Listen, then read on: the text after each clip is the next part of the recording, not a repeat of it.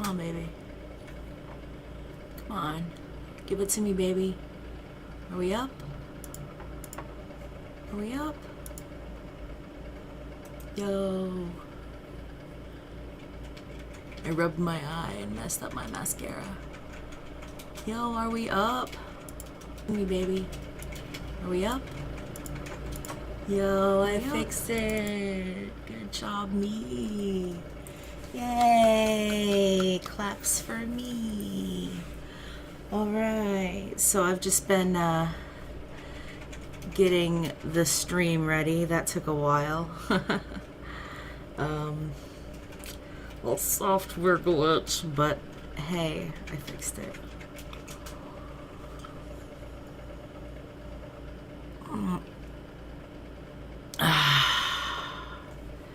I didn't even take a sip of my coffee. I made coffee in my awesome Good Mythical morning mug. You know, hats off to Rhett and Link.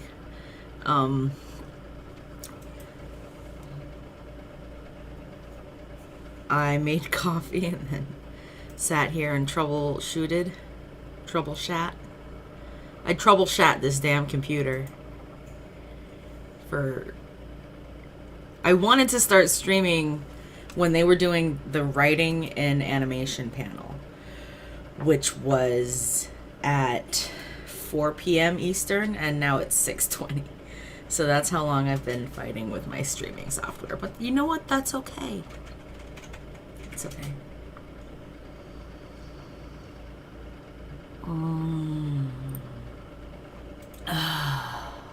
Yes.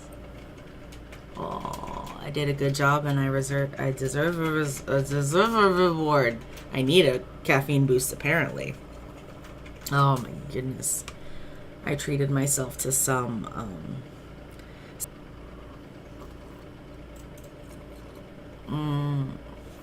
yo, so good. Alright, so I've kind of been listening to these guys. I put them on like quiet. I'm not familiar with this gentleman. Prepare in a certain way, or like Arjun plays violin, so like his left hand is a lot more dexterous. Yeah, unfortunately, I'm not familiar with the magicians. I'm honestly not even sure if it's a game or if it's a, if it's an animation, an animu. I'll have to look it up, but what I'm waiting for is Elisa. She is,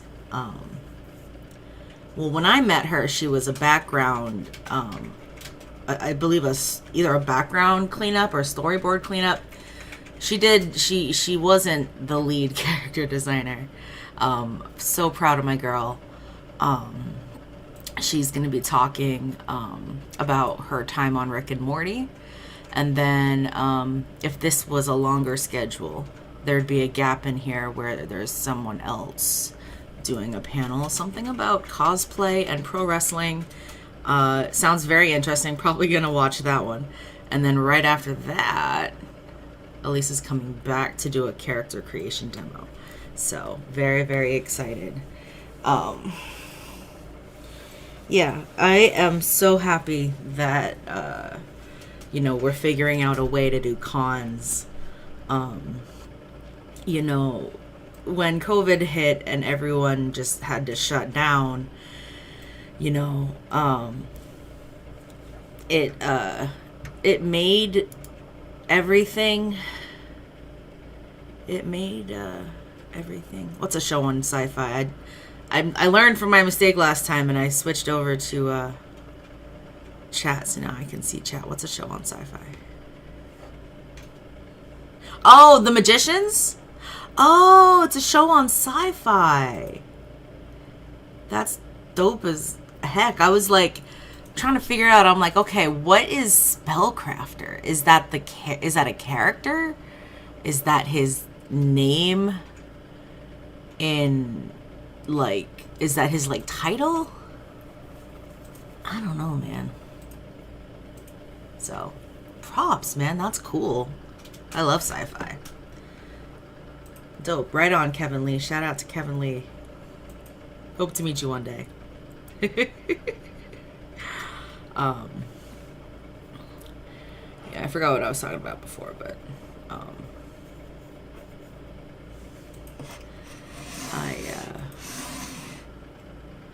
yeah, it's just really nice to be able to kind of get together with people again, and you know, even if it's all through monitors and, you know, chatting with people, it's nice to at least be able to come together with people. Conventions are like my favorite part of life. You know, they combine all my favorite parts of life. You know, it's like getting together with your friends and trying not to eat like the overpriced con food, but then you end up having to eat the overpriced con food anyway. That's an experience. Like the chance to meet all these amazing industry people and to hear from people who are like really good in their craft. You know, even just being in the same room as like, you know, an industry great or even a panel of them, you know, is just, it's so powerful. And I've just really missed that connection this year, you know. We missed a lot of cons that would have happened this summer. It's probably the first year in 15 years that I didn't go to Anime Expo, so we're here now, you know. And I didn't even hear about this. Like, I thought I was subscribed to like most of the con circuit, like news outlets on Twitter and stuff. And I actually even missed PAX Online back in September because I just wasn't paying attention, I guess. I almost missed this one. And then Elisa posted on Facebook and was like, hey, I'm doing a panel. I was like, yes, queen, I want your knowledge. Deposit it in my brain, please.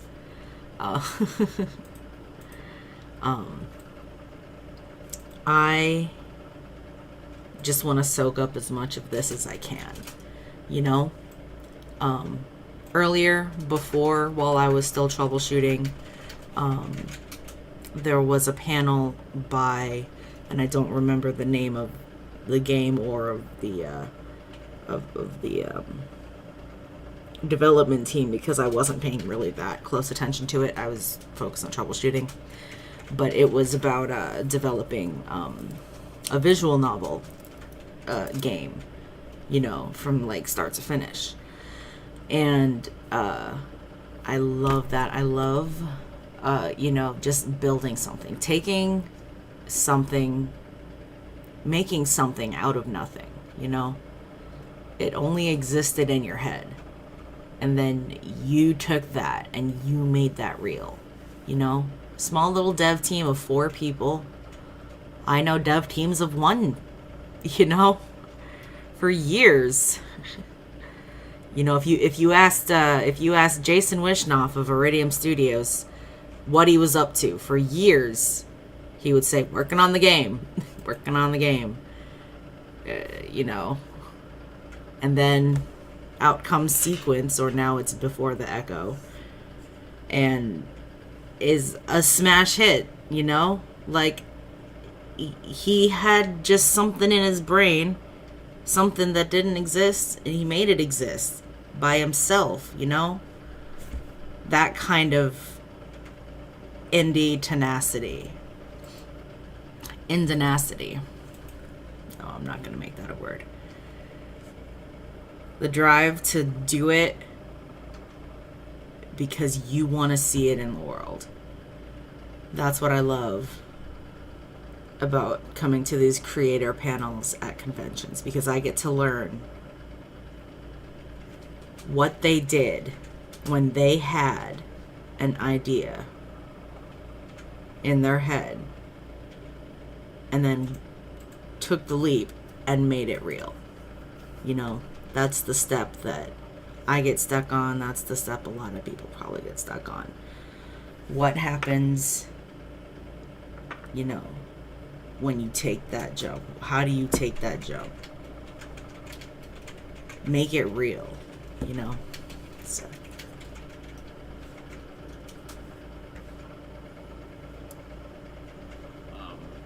But at the end, like I have no idea if any of it actually went to the editing, because once it's out of my hands as shoot, then I don't really see it until it's on the screen. Yeah. Yeah, for sure. So with that, it's like, because I feel like that story really gave us kind of like a glimpse into your process. So what are some of like, what's your general like kind of starting process when you were creating spells for the show? Like, where do you kind of start? Let's see. So for the first few seasons, I would just get a breakdown at first. Mm-hmm. So action lines, like this happens, like Julia did a tut to open the door. And then sometimes I get a little bit before and after. So sometimes it's really hard when I don't get the context. Mm-hmm. I don't really know exactly what's happening. I just know I have to make a spell for this thing. Yeah. Sometimes it would be like change the dimension. I'm like, what is happening? So later I started to get the script. I started to get the actual script, and I would actually list out all the parts that I think has tutting or spellcasting in it. I would list all of those out, and then I would start asking questions. So like I would start to have a vision, like, hey, maybe this will look like this. Maybe it's some kind of movement here, or maybe it's some kind of movement here. Maybe it's something really small in one hand. I start asking those kind of questions back to the directors and the writers. Mm-hmm. Then I'll get more clarification, like, hey, we want this to be 3 beats, just one hand, or like we want this to be both hands, maybe end it in front of the chest. If I get those notes, then it helped me a lot to kind of put it into a container, and then I start to brainstorm more of the actual movements that would go into there. And sometimes it changed. Like some of it, I just get sometimes I read, as soon as I read it, I have a really good idea. Mm-hmm. That has happened quite a few times before, and I'm like, okay, that felt great. You know, it's just very intuition based. Like intuition is a big part of my process, but some other time I would take a little bit more time to like, okay, do some brainstorming and like relate things in different places, and then I'll do some research and try and put something together. That's really cool. Yeah. Well, one more thing. Sometimes I like it when it's like, because Magicians, this series is so cheeky with the references. Yeah, yeah, there's a lot of pop culture references. The most fun part about it, you're like, oh, that's from this show, that's from that show, this from that book. Like, so I try to sneak some of those in too. Oh, really? Sometimes people know, sometimes people don't. Sometimes the writers don't. Like, I just think about certain things and I don't talk about it. Uh-huh. And you know, and those are always fun. They like the fireball. It's obviously like there's some Kamehameha in it. Yeah, I know. When I saw that, I was like, oh my god, I get it. I get that. I see you. A lot of other people are just like, what is that? Kamehameha. Like, you know, we got a lot of different types of nerds on the show, so like not everyone knows anime. Yeah. Put some of those in, and it's pretty fun to do that. Or like when I did the memory spell. This was like kind of imagining this is like the neuralizer from Men in Black. Oh, that's really cool. And people just forget what's going on. Yeah. You know, it doesn't exactly look like it, but that's kind of that's the starting point. I want something that pops out, and then you press into it. That's really cool. Yeah. Awesome. No, that's super cool. Yeah, it's really interesting to see how the fact that you're grabbing inspiration from like other different fandoms as well. That's really cool. And I have to ask, did you draw any inspiration from like Naruto? A little bit. It was just some of it is just too obvious. Yeah, I'd assume so. Not directly use any of those signs. Nothing's Yeah. new. Nothing's But new, they're man. like like the way that it switched from Everything's one to the just- other. I definitely think about that. I try to not just like, okay, amalgamation. let's just straight up do. Let's just do that. Look like you're just doing ninjutsu. I'm trying Yeah. to not exactly go there. For sure. I take inspiration, but I try to make it a little bit different enough that it's not a direct link. Just For sure. That's really cool though. That's really cool. Okay. Let me see. So I wanted to ask like one of the things we were kind of talking about wanting to kind of elaborate on was like the process of, how a spell gets to you. Like in terms of like what's the pipeline like? Okay. Yeah. So the pipeline changes throughout like over time because it was a new thing for everyone to kind of like have me in part of the process, the creation process. It was interesting for a lot of people, like especially when we have new writers. They're like, oh yeah, this is a little bit different. So some writers would have more of their ideas, so I get more I'm notes. kinda with you, Some of them Blake. just would write tutting, like just do I'm kind of tutting with here. you. And sometimes that's a little I wonder how many bit, people they have on their team.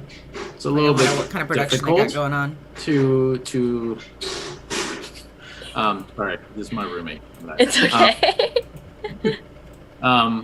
But usually I would get the script, right? So I get the script, I do a breakdown, and then communicate I would communicate with the producers and the writers, and then I send out a video to them. It could be one draft, multiple drafts, but my video would get approved as the finalized spell, right? So I'll send a video, be like, okay, this is for scene, like episode whatever, scene whatever. This is the magic shield, and this is how it looked like. So I'll just do it, and then I get a video, and I get notes back. They're like, okay, maybe make sure the arm is a little bit lower, or like we would want the hand, say like my thing maybe is here, and then they're like, we want it to be facing forward, so our special effects can add the effect right here. Then I would get the notes for that. Once the thing is finalized, then I'll make a tutorial video explaining how this whole thing is done. Okay. So I'll be like, okay, this is for this episode, and Stella, this is how you do this spell, and then I would just break it down with like a long tutorial. Over time, I start to add different angles, so I would try to like film it. So, hey, it looks like this from your perspective, or like I have different angles and all that kind of stuff. What a cool job. And if the I want that cast job. find the video not enough, then we'll schedule like an in-person time to teach, or we just have a little bit more time before shoot day to rehearse. And then if any time during that the cast have problems with it, say like with Stella saying like, oh, I'm pregnant, can you change it? Then I change it again. For sure. And for the first few seasons, I would send it directly to. He's literally a spellcrafter. I was the Like, assistant choreographer, so when I create the just spell, I his just send it to job. Paul. He was the series choreographer at the time. Then he would just directly communicate with the producers and the writers and all that. I started to doing that in more later seasons, like season 4 and season 5. Counselors in high school did not tell me spellcrafter was an option for a job, man. You actually feel do tricked. play a character in the show, I feel betrayed. Professor Lee. I assume named after you. So what was it like stepping out? Because a lot of the times, like as crew, we don't really get to like have our moment to shine in a way. So like, what was it like being able to step out in front of the camera and be like on the other side of that camera? It's pretty exciting, I would say, like to be able to be in the world that you're creating. That's a really awesome feeling. And me and Stanley share the same last name, so like that's the first thing that comes to mind when I'm like, oh, I'm making a cameo, because like Stanley created a lot of the Marvel universe, but he's not a character in the show, but he shows up. Yeah. So for me to actually kind of be a character, I'm part of the school system. I'm one of the professors that work in the school. that is a really cool feeling to just like imagining myself actually just be myself. Yeah. Every time is really exciting. Like, yeah, I'm like, that sounds really like, I can't imagine like how cool it would be to like literally be able to insert yourself into a world that you literally had a hand in like helping create. That's really cool. So we have some pre-fan submitted questions from our submission form. I'm just gonna go ahead and pick some right now. Okay, who asked this one? Because I need to see. Sorry. I want to give people their proper shout outs.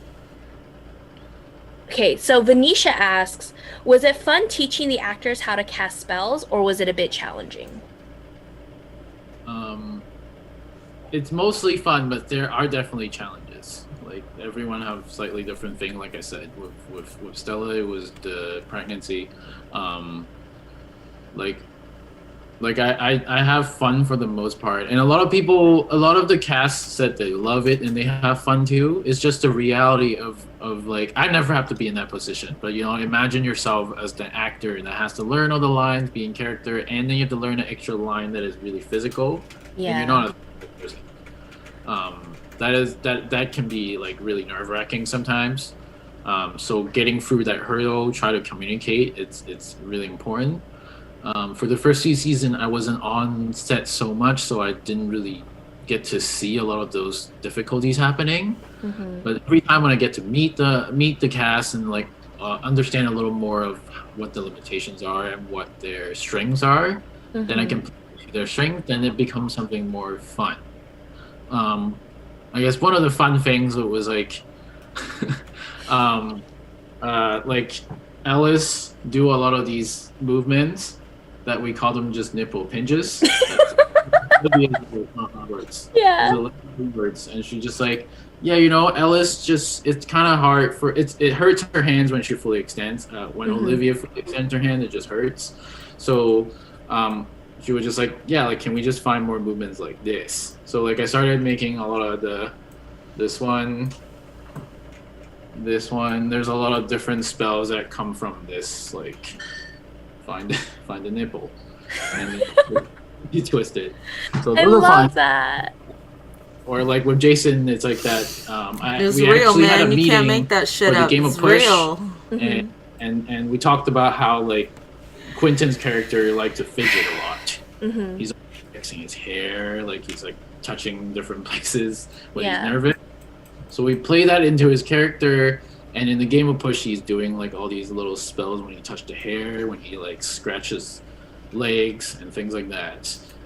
We also over time like talked about how like Quentin won't be doing the magic missile here. He probably would be doing it here, and then as he put it up, he's already casting it. Cool. So it was really cool to find those little strings and moments to fit each different cast member. Yeah, that's really cool. Oh, one more is really fun. I got him to slap himself in the I think it was season 2. Right now my memory is a little bit hard to just remember, but he lost his hands in season 1. Yeah. There was like parts when he fight himself. He was like trying to cast. But yeah, that one was really great. He had to do a casting. I think it was like this, and then like the hand just start losing control. So like it rose up, and he has to fight his own hand and slap himself. I got to rehearse this with him, and he just like, okay, was this good enough? And that was really fun to kind of just. I love that. It's like really slap yourself, like really get into it. I want to feel it. Okay, let's see. Let's ask from someone else. Okay, Allison asks, of your cameo as Professor Lee, which was your favorite? Which was your favorite episode, I'm assuming? And did you have any say in your wardrobe? I'm assuming no. I love Magali as our wardrobe, and she is just brilliant. So I trust her 100%. Every time we go in, just doing the thing is always a really fun time. And a lot of times, what her vision is, she has a really nice explanation of why she's choosing that outfit. At the end, I have some say with like what I like. Like like if we have a final two, I can probably say like I like this one better, and she would take that into account. But say like, I think it was the Kako Demon one That's when I wore the sleeveless shirt. So Yeah. she like a sleeveless blazer that is longer than usual, and her explanation is like, okay, you're a professor, you have to work with your hands all day, so you probably don't want a long blazer that's gonna pull on your arms as you have to lift your hands to cast, but you still want to dress nice and wear a blazer. So you wear something with no sleeves on it. I love that. It just makes so much sense. I'm like, yeah, of course. Yeah, like there's a theory behind the costume design, and it's like, that makes sense. Yeah, I like that. I would like more like that in my real life, but every time I'm like, where do you find these? Oh, that's vintage. This is from 3 seasons ago. So like, I couldn't really find a lot of the clothes. Yeah, I feel like that's a problem what a lot of the cosplayers have been talking about, is that so much of the costume design for the show, like it's really hard to get screen accurate stuff because a lot of them are just one-offs. Like you just can't find it. So much one-off. Like yeah. It's her own personal gem. Some of it is like, yeah, I have this, and I'm like, oh, okay, yeah, I can't find this. It's from the 80s. That's from the 50s. Okay. You're like, good job. Yeah. But I'll wear it. Okay, so from the favorite one was the Kako Demon. That was really that was your favorite cameo episode. Honestly, that was a really cool episode. That's kind of my favorite too. Okay, so from the chat, Lafrida Loca asks, what advice can you give to someone struggling to learn finger tutting?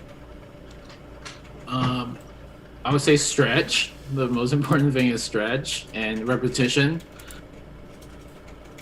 For my arms and my hands already, but just learning how to maybe I could control my fingers took a long time. Next to it or something. I'm very double jointed, as you can see. Yeah, that's so cool. I'll figure it out later. And learning to keep my hands actually straight took some time. So like if you're flexible, like whether you're flexible or not, try and find some time to understand how to fully extend your fingers, but not putting too much tension in it. Because you put too much tension, right? This is gonna shake and it will affect your movement. So it's kind of like yoga. Like how do you find that full engagement and extension without straining your hands? And also there's just a lot of resources online you can just look at to learn finger tutting. And blending other styles also help. Like I took a lot of inspiration from gloving too. But for finger tutting itself, I would say like look up a few people. Say like X-Trap from Japan. Yes, yoga. that's what I want. Okay. Those guys make really really good tutorials. Hotoken that I talk about, he's also a really really great person to look for finger tutting related things, or finger circus.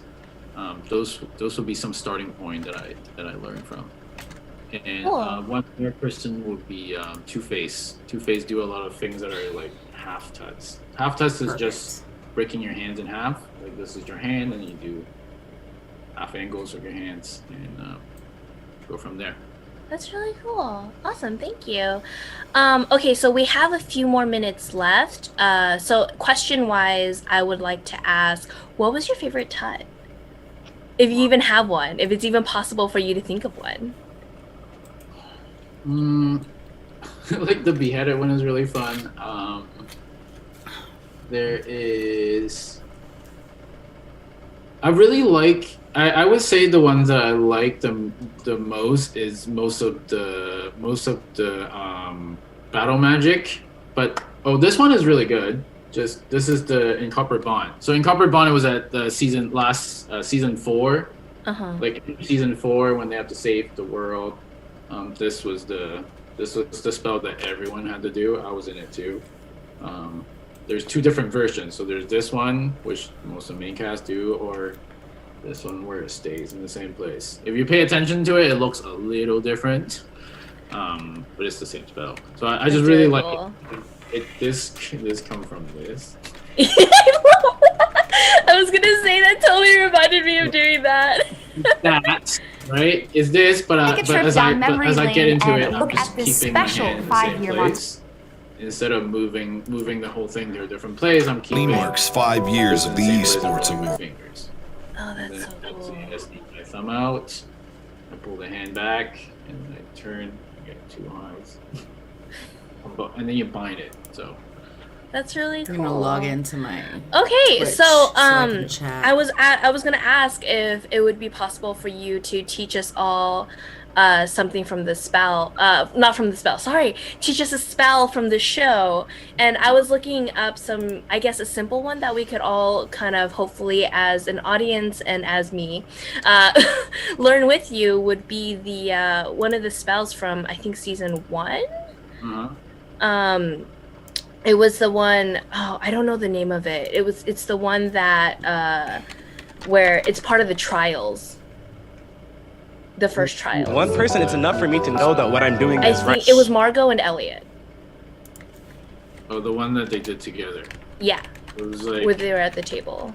here, here, here, here, here, and this. And then Yeah. It made the party showed up, right? Like they Yeah. did that. Yeah, welcome. Yeah. It was this. Your hand closed up in a prayer position, Okay. and then as you move your hands away, you're gonna keep both of your index fingers still pointing forward. Okay, that works. But the other one's gonna come Maybe- out. oh, like yeah, this. I should probably, So you make a little football refresh goal, it. little football goal. Yeah, one more time. Just here, yeah, and then you're gonna roll forward as you keep exactly where it Okay. was. Yeah. There. So you have kind of like a controller here, right? If you're holding. It like reminds a- me of a video game. controller, yeah. So from here, you're gonna row and connect your thumbs, right? And then from there, your index finger gonna close, and then your thumb is gonna stay where it is, right? You're gonna move both of your index finger, Okay. both like all of your fingers towards the thumb. Oh, okay. That's really cool. So what's kind of the inspiration behind this spell? It's like creating was it a kind of language like opening almost. a gate? Was it like, because I assumed the voila was kind of like, Yeah. They wanted the Vala, and I remember this one. I remember the notes was something about like it was like some kind of mirror masking spell. So they're trying to show exactly what's actually happening in there. So it was about like revealing the things, like revealing what's actually there in some ways, right? This is the party that's been here the whole time, and you pass the trials, so you get to see it. So it was about like, say like I change your perspective and you see something more, right? Like this is this, and as I move, you get to see a different. Like as it move, you get to see the thumb that is behind it. Mm-hmm. You see a reveal, and then it collects all of it, and then pulls it. Voila. Yeah. That's voila. really cool. Well, since we still have some time left, just a little bit, because that took a little bit faster than I thought it would. I thought I would be like, wait, what's going on? What's another cool, I guess, simple tut that people? What's another popular tut that you think people can learn really fast? Like, because I know you do. Oh, by the way, everyone, Kevin. I'll tell the story of how I met Elisa. It's a great story. Well, I mean, it's an average story, but you know, I think it's great because it led to me meeting a great friend, and then through that great friend, more great people. That's just kind of how Los Angeles is. You just meet a person, and then eventually, somehow, a bunch of people, and you're like, how did that happen? Where did all these people come from? I met Elisa totally on accident. We had jury duty together. That's one. I feel like that's got to be like a classic American, like. It's just so cliche, right? We met at jury duty. We were in We were in jury selection. We were in like the pool or whatever. So they call everybody in for jury duty. Then before you even go into the courtroom, they they disqualify a bunch of people and let a bunch of people go. I wasn't disqualified. I wasn't let go. Neither was Elisa. So they're trying to get down to like 12 jurors. And there's like 51 or 52 people. I was number 42, so I was really close to the end of the line. She was like an 11, I think, so she was pretty close to the front. And the judge and the prosecutor and the defense and all the lawyers and shit, they're all going through each, juror, one by one, asking them questions, making sure they're like fit for jury or whatever, picking the ones they want. They get to Elisa and she's trying to explain, like the judge asks her what she does for a job, and she's trying to explain to the judge her job without explicitly saying she is an animator on Rick and Morty. So she's like, I draw monsters and aliens. Yeah, and he just wasn't getting it, this poor old guy. And I was just like, this chick is cool. Like, she just looks, first of all, her look is cool. She's just so cool. She, later that day, actually came up to me. Or maybe it was the next day. We ended up getting, the case ended up getting dismissed like a day later. I don't know. All the jurors seemed to have something to say about the fact that it was a pot trial in California. I think they thought they weren't going to get a conviction or something. I guess the case was dropped. So we didn't have jury duty together anymore, but she actually came up to me because I am a big dress person. This is a dress that I'm wearing now. I'm a very big dress person. I love wearing dresses. And so for the 2 days of court that we had together, I had worn a dress both days. One of them, I wore a fair dress. Oh, that's what's her face. Oh gosh, I'm looking at some of these photos and I feel like I have definitely, I went to PMX a couple years ago. Anyway, back to the story. I just thought I saw someone that I'm sure I saw, or I've seen pictures of before. One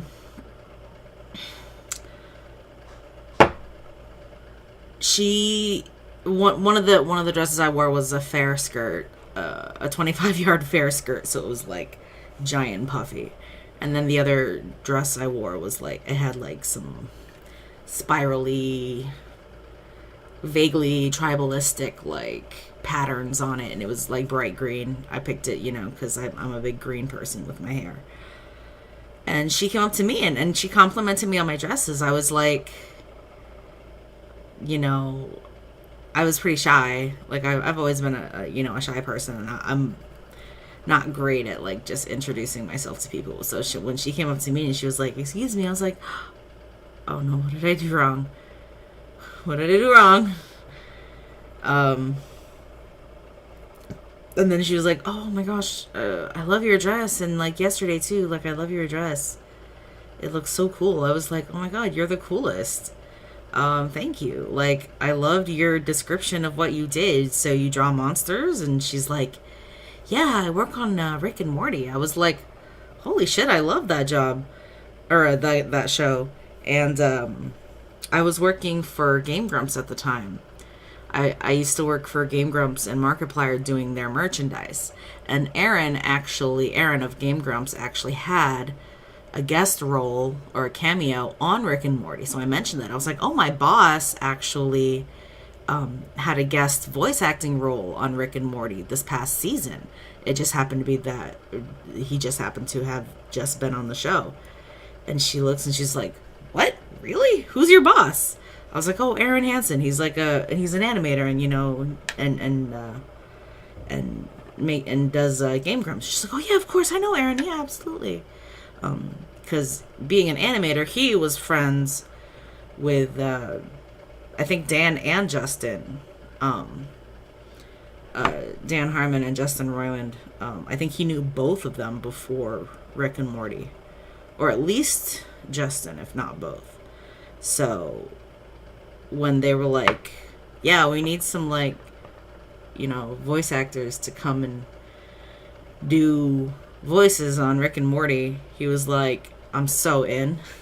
And he was good too. I think he was like a waiter at a wedding. So good. I love Rick and Morty. It's such a smart show. It's exactly what they were talking about earlier. If you guys, well, actually, no, that got corrupted. Shoot. I wish you could have seen this panel I was watching earlier. It was like writing for animation, and they actually he called out Rick and Morty, not knowing that Elisa was coming on later. It was actually kind of funny. Yeah, I see. It's coming up. The show is coming. As soon as it comes back online, after they come up, I will bring it back up when she's on. I'm so excited. But, okay, so to quickly finish up the story of how I met Elisa, I told her that my boss worked on her show. Her studio, the Rick and Morty studios, are in an undisclosed location. It's somewhere in Burbank, California, where all the other studios are. Walking distance from the courthouse, which is in downtown Burbank, which is where all the studios are. So she was like, "You want to come tour the Rick and Morty office?" I was like, "Yes, please. Yes, please. I would love that." So I got to, tour the Rick and Morty offices, and that was like the friggin' coolest. And then now we just, alright, it's on.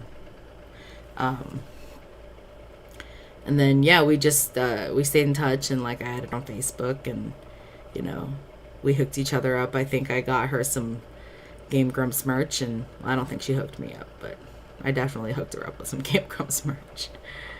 And we just had we just clicked. She's just such a sweet girl. She's so awesome. She introduced me to some of, her artist friends, so now I know a ton of awesome artists. So I was really excited when she posted on Facebook that she had a panel today at PMX. Immediately I was like, I have to stream this. I have to share this convention experience with everybody. So and then we also have tomorrow we have chocolate covered cosplay, which is equally as exciting, because the McRae sisters, both of them are amazing. Danielle McRae and her sister Deanna McRae. Cosplayer, voice actress, both of them together, amazing.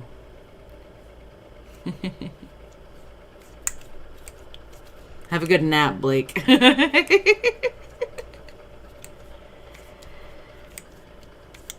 Yeah, I know, Amanda. I'm really, honestly, it was just like a stroke of good. It was just a stroke of good luck. Like, I swear, it was just nothing. Just had jury duty on the same day together, and she liked my dresses. If she wasn't such a nice, sweet person to come and compliment me, then none of this would have happened.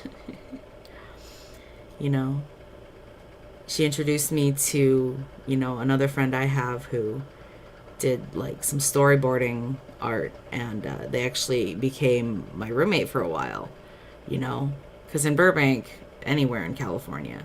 You don't just have an apartment and not have roommates. So it just doesn't exist, you know. So I always had a couple of roommates in my place in Burbank. So when I was looking for a roommate one time, Elisa was like, "I know someone. Take them in. They work at Cartoon Network." I was like, "Oh, yeah, okay." I mean, not that it matters where they work, but I have a soft spot in my heart for animators, because I know animators and artists get treated like junk.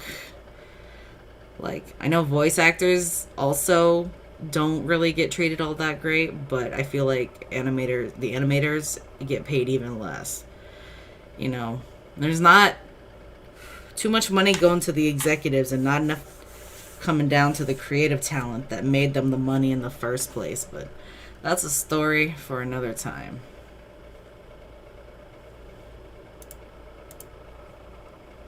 Yeah, it's going, right? Yeah, it's going. It's just quiet. It's silent. They're waiting. They are bringing her online.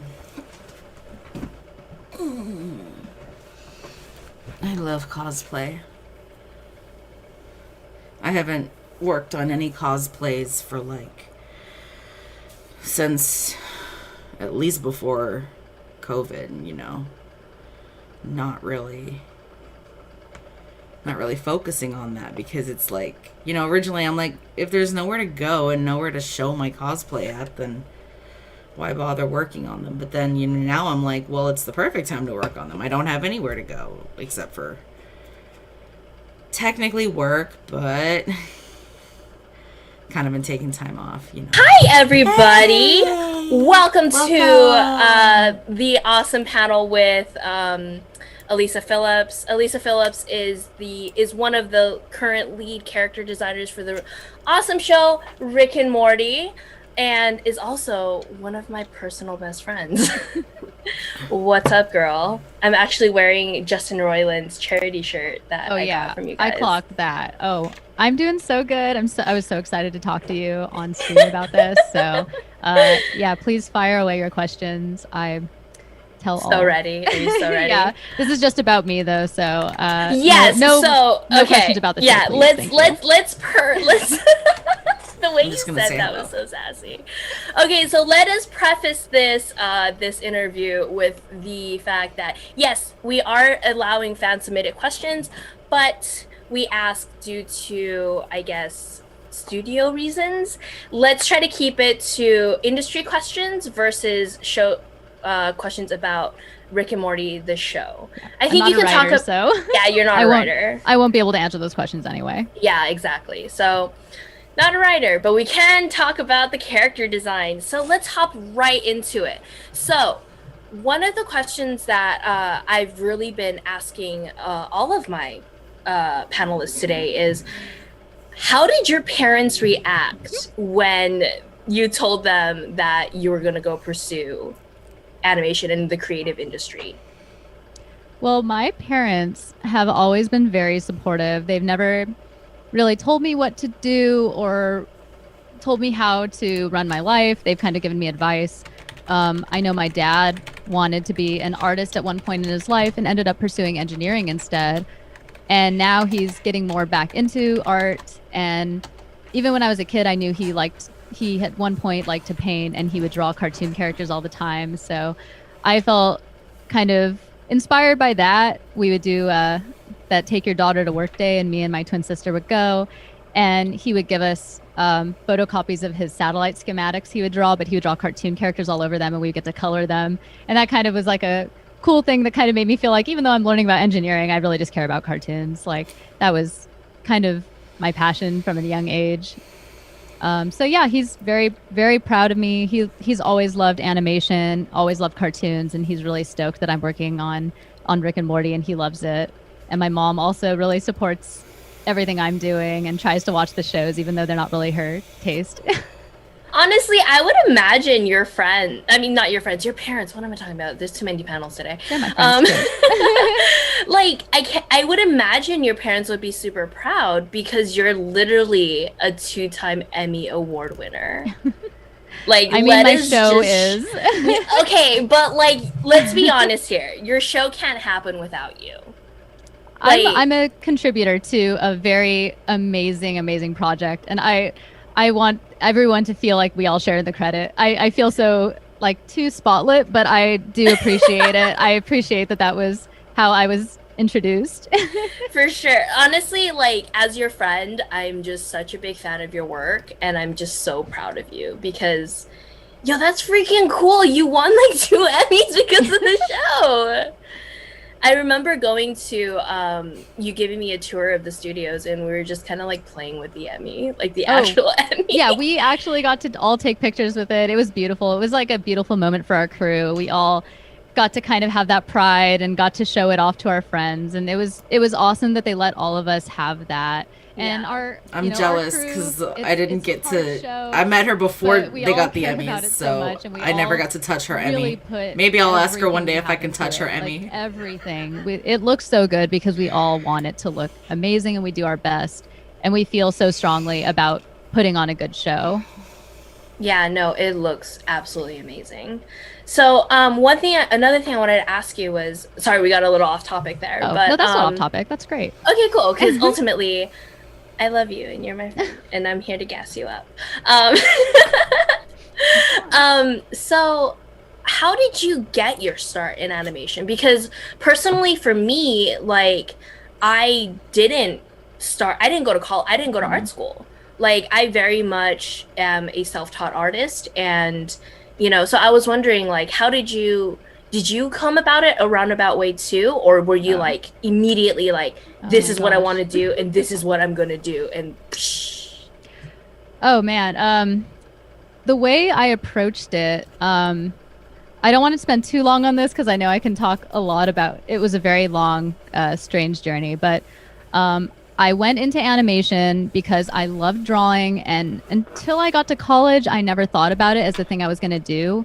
I just kind of thought, I know I have a lot of various talents and skills. Drawing was just something I liked to do, just for fun. I took an animation class, and then that professor had worked, at Disney. He worked on a bunch of movies I liked, and he was just like, yeah, animation's totally a viable career. And that was the first time anyone in my life who I knew had said, you can do this, like, it's possible. And that made me like, you know what, I'm just gonna aim for this because it's gonna make me study art, and no matter what I end up doing, I'll probably end up doing art, so at least I'll have a target. And so I wasn't really worried about whether or not I would make it. I really just wanted to do art, and animation was something I really cared about and loved. So anyway, I was only going to community college. I went for 5 years, kind of not pursuing it hard, but more like, I want to learn to be good at art. I'm going to do the thing where I get my general ed so I can just kind of have that general certificate and have just like more options in general. Art was something I kind of kept very personal. I didn't tell people, outside of my immediate life, like, I'm going to be an animator one day. It was just very personal. It was very like, I will pursue this. I don't want to be held accountable for whether or not, I'm saying I'll do this and it works out or not. I just said, that's my goal, and I will be happy wherever I land. So, it took me to doing odd jobs after the 5 years after I kind of graduated. 5 years is kind of a long time, but I didn't really know what I was doing anyway. Yeah, but, I worked, it's not that long. Yeah, I worked a few jobs. I did web animation, like web video, animating a friend of mine's artwork who I actually met on the internet, and he worked out of Texas, and so he made all the art for an advertisement company, and then I came on board to animate it because he actually saw on a forum where we posted our art, he saw I was learning Flash and asked me if I could animate, and I was like, yeah, I can animate. And then I ended up just working with him, and then from there he wanted to work in animation, but he was much more focused on pursuing that career. So as our friendship became stronger, he kind of was opening my eyes to how everything works because he was doing everything right. I was just, I also was teaching kids art. I did like an after school program for elementary schoolers called OC Art Studios in Orange County, and that was fun. I did that for a year. I really love how we both went into teaching, though. I love teaching. Before going animation. Yeah, it's very close to my heart. I'm like, one day I know I will be a teacher in some capacity. Yeah, and then I also kind of stayed connected to the art department at the community college I went to because I was really close with the professors there. I knew the programs, and I worked in tech support, but more on the software side and helping students in like labs and stuff, since I could kind of guide them and had gone through all the programs. So I really just kind of stayed in that like teaching mentality, but sticking to art. And then doing those three things, I realized like all these are great and I'm happy doing them, but I didn't really feel like it was a career. I felt like it was a little bit, there's not something I felt like I would be able to keep up with for the rest of my life, even though I was happy at that moment. So I decided to actually kind of just seeing what my friend had been doing. And when I say everything right, I just mean more like he was so focused and I was a lot more, you know, maybe I'll end up there, maybe not. But I wanted to show him that I was also really interested in doing that. So I dropped a couple of my jobs. I got a scholarship and started going to art school for my first semester. And then because I was lucky enough to already have a friend who had broken in, so he had gotten a job at a small studio, I had an opportunity to test after my first semester. And I ended up testing for Rick and Morty the second season to do color and ended up getting it. So after my first semester of art school, I realized like I already learned all of this stuff in community college, so I really don't need to keep doing this. So I decided to just go into working, that I was already there. So that was kind of. So are you technically a college dropout? I mean, in one way, yes. I'm pro community college, basically. But pro community college. Yeah, but it's also like it's more accessible. It feels more accessible. It feels more like you get out of it what you put in. And it's really, I think it also humbles you because it forces you to, you know, make connections not based on status or people's like skill. You just are all in this place together where you're just trying to figure things out. And I think it made me a lot more humble. I didn't come from a place that was super competitive. So I've always felt very humble, and you know, that's a really important thing to bring, I think, to your career. Yeah, definitely. I mean, just across like any careers, but I feel like especially in creative industries, because you deal with a lot of egos. Oh yeah. Well, that's a lot of industries. It's the same. It's just people. It's dealing with egos. You just try to be the best that you can. Okay, so one of the things that I wanted to talk about was again, because this is an industry panel and you're an industry professional, I'm going to assume that a lot of our audience members today are either newbies or are just interested in what the industry is like. So something you mentioned when you were talking about how you got your start was testing. So I feel like testing isn't something that is, unless you're actively trying to get into the industry, and even if you are actively trying to get into the industry, some people don't know about the testing process and what that means. Can you explain that a little bit? Right. Yeah, so in animation, and you know, it's not every show, but most shows do this. Some shows will look at portfolio, but because every show has kind of a unique look, and sometimes they aren't really that good at inferring what kind of styles you could bring, and it also kind of levels the playing field. They will offer a test that typically is about 1 week, like a 1 week test. It's about a day or two worth of work, but the assumption is that you will also be working another job at the same time, possibly. So a lot of people like maybe even will use their weekends to do it. And it's kind of a way to train yourself on the style, to like show that you can kind of get the hang of it and just show what you can bring to it at the same time. And a lot of times the tests are formatted so that they can see what your design sensibilities are, how creative you are, how technical you are. And there will be different parts of the test that can kind of, you know, demonstrate those skills. For character design, the technical is like a turnaround of a character where you draw, normally it's from like the 3/4 angle and then the front view and then like profile, like rear 3/4 and then back.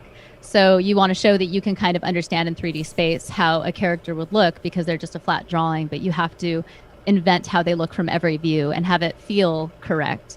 So it's kind of demonstrating that. But in that sense, it's also like having to think in 3D space to do this, and it's really hard.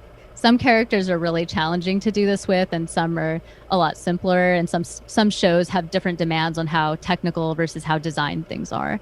So yeah, so tests just kind of show where that person falls in like what they're bringing, and then also kind of shows the potential of that person. And then they can have an art director or lead kind of, or like, you know, just anyone on the show who's looking like to hire, they can kind of go through this and determine who they would like to bring on or who they would like to maybe freelance, whatever they want to do from there. So tests are not paid. It's kind of like a tryout. So like an there is a audition. little bit of contention about it. A lot of people who are more experienced, It's like a voice role and I agree with this, audition. feel that they should just be able to show their portfolios and their range. And a lot of studios do just look at portfolios, or they will look at portfolios instead of testing somebody if they're more experienced. So that's kind of how it works. I hope that wasn't too much to explain. No, absolutely. That's super important, because it's like, I feel like a lot of people only, especially art schools, they only tell you about like the portfolio process. Like, Yeah, oh, it's that like, really so that's cool. like having But if you're a new, demo, you're green, you know, and like a you're trying to character get into the demo, industry, but then also preparing for an they actual can't audition, really judge a lot from a an actual portfolio, role. because Yeah. I feel like So also every so much every of, part of the industry is gonna movie have. portfolios is illustration. It's Yeah, not sometimes- necessarily design. Yeah, sometimes It's they'll gonna have accept something like samples. that. If depending on like maybe if you only worked on one project, but you don't feel like your personal work demonstrates character design skills or whatever you're trying out for, whether it be background, props, color. So some people might just ask like, would you be okay if I show some samples of my work instead of a full-on portfolio? Maybe it's like samples from a show they've worked on, like if they've only worked on one show, or maybe then here's the show I worked on, here's my personal work. So hopefully they could infer if that person should be given a test based on that, because they might look at a portfolio. They typically will look at a portfolio to determine if someone should spend their time on a test, because the idea is they don't want to test people that they don't want to waste people's time either. If they can already tell that person might not be at the level that they would need, they're not going to make them take a test, an unpaid test for a week. Yeah, to tell them no. So yeah, it's also about being respectful of people's time. So you know, it kind of goes both ways. Yeah. So No, definitely. Yeah, because Looks I like know it's when maybe I 10 first seconds right now, Amanda. started to try to break into the industry, I was only aware of needing a portfolio. I was not aware of tests at all. Like, another, like, I guess behind the scenes between our personal relationship.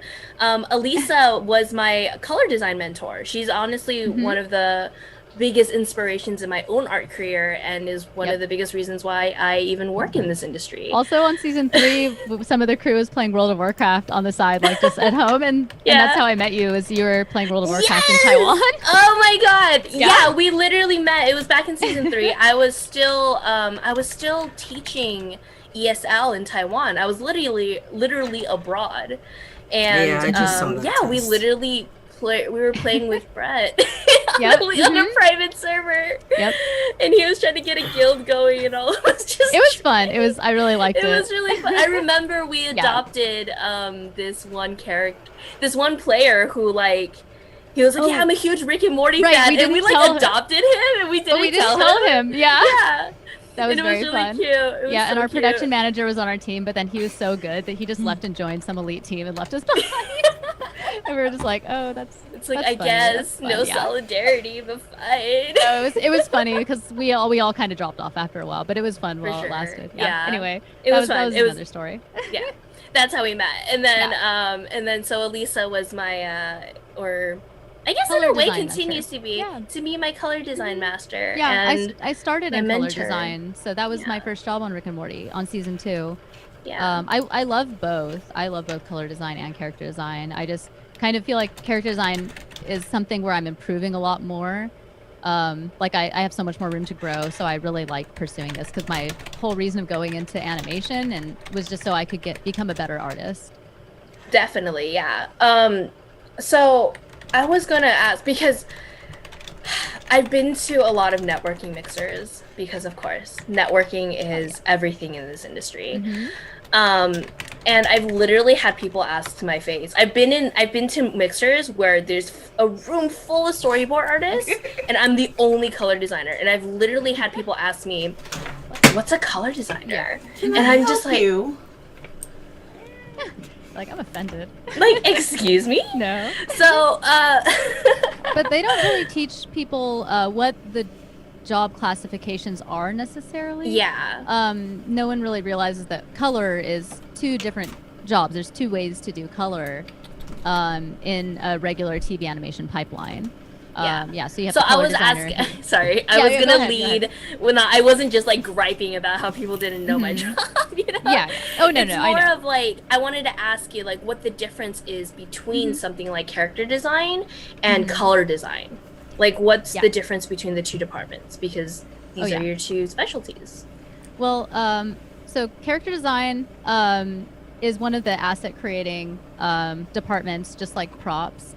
Backgrounds, it goes to background paint, and all the assets, the like the animated assets, go to color design. So I'm gonna our- elaborate on that because I'm Yeah. assuming some people don't like some of the people watching this panel don't understand like lingo quite yet. Oh, okay. So okay. yeah, so assets is anything that needs to go into a scene. Oh my God. Let's just Yeah, say I that. mean, it includes backgrounds. I just kind of was Yeah. thinking more like animated assets. So I'm thinking of like an individual character, an individual effect, individual prop, like something that's in a model sheet that has to be translated, like redrawn and then moved on the screen.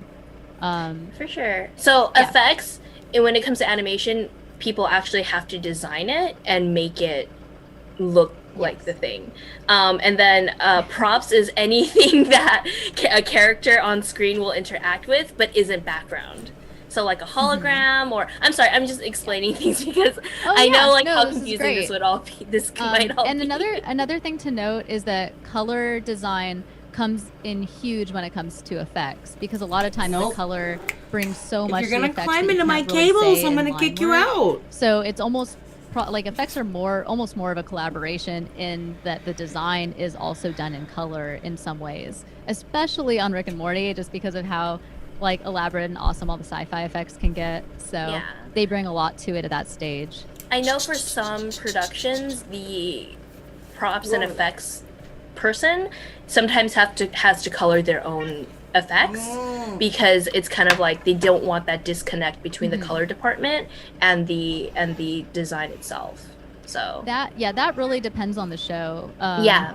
But I'm saying that from personal yeah. experience. Like, Yes, it's yes, just- that's what I'm saying. That it's like that happens. It's just not on every show I've been on, but sometimes there are slightly different ways that the jobs work. But Yeah. for the most part, they're pretty similar. And as someone who also represents the union, the Animation Guild, and like more aware of the contract, I do know that if you have someone doing two jobs, they just have to be it has to be sure that they're paid the higher salary if the two jobs are paid differently. So that's kind of just the general rule if that happens.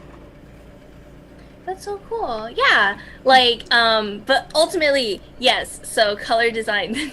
So I think one of the biggest things that we're missing here, the basic ones, is character design, and a lot of the other design departments only come out with line art. So they're doing the actual designs and the line art.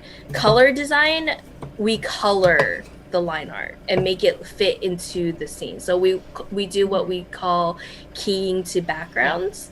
So we I remember key doing the characters to the scene. Because I feel like between me and you, it's because we know all this already. It's hard for us to kind of remember that. Like, wait, we need to break this down. Like, Yeah. yeah.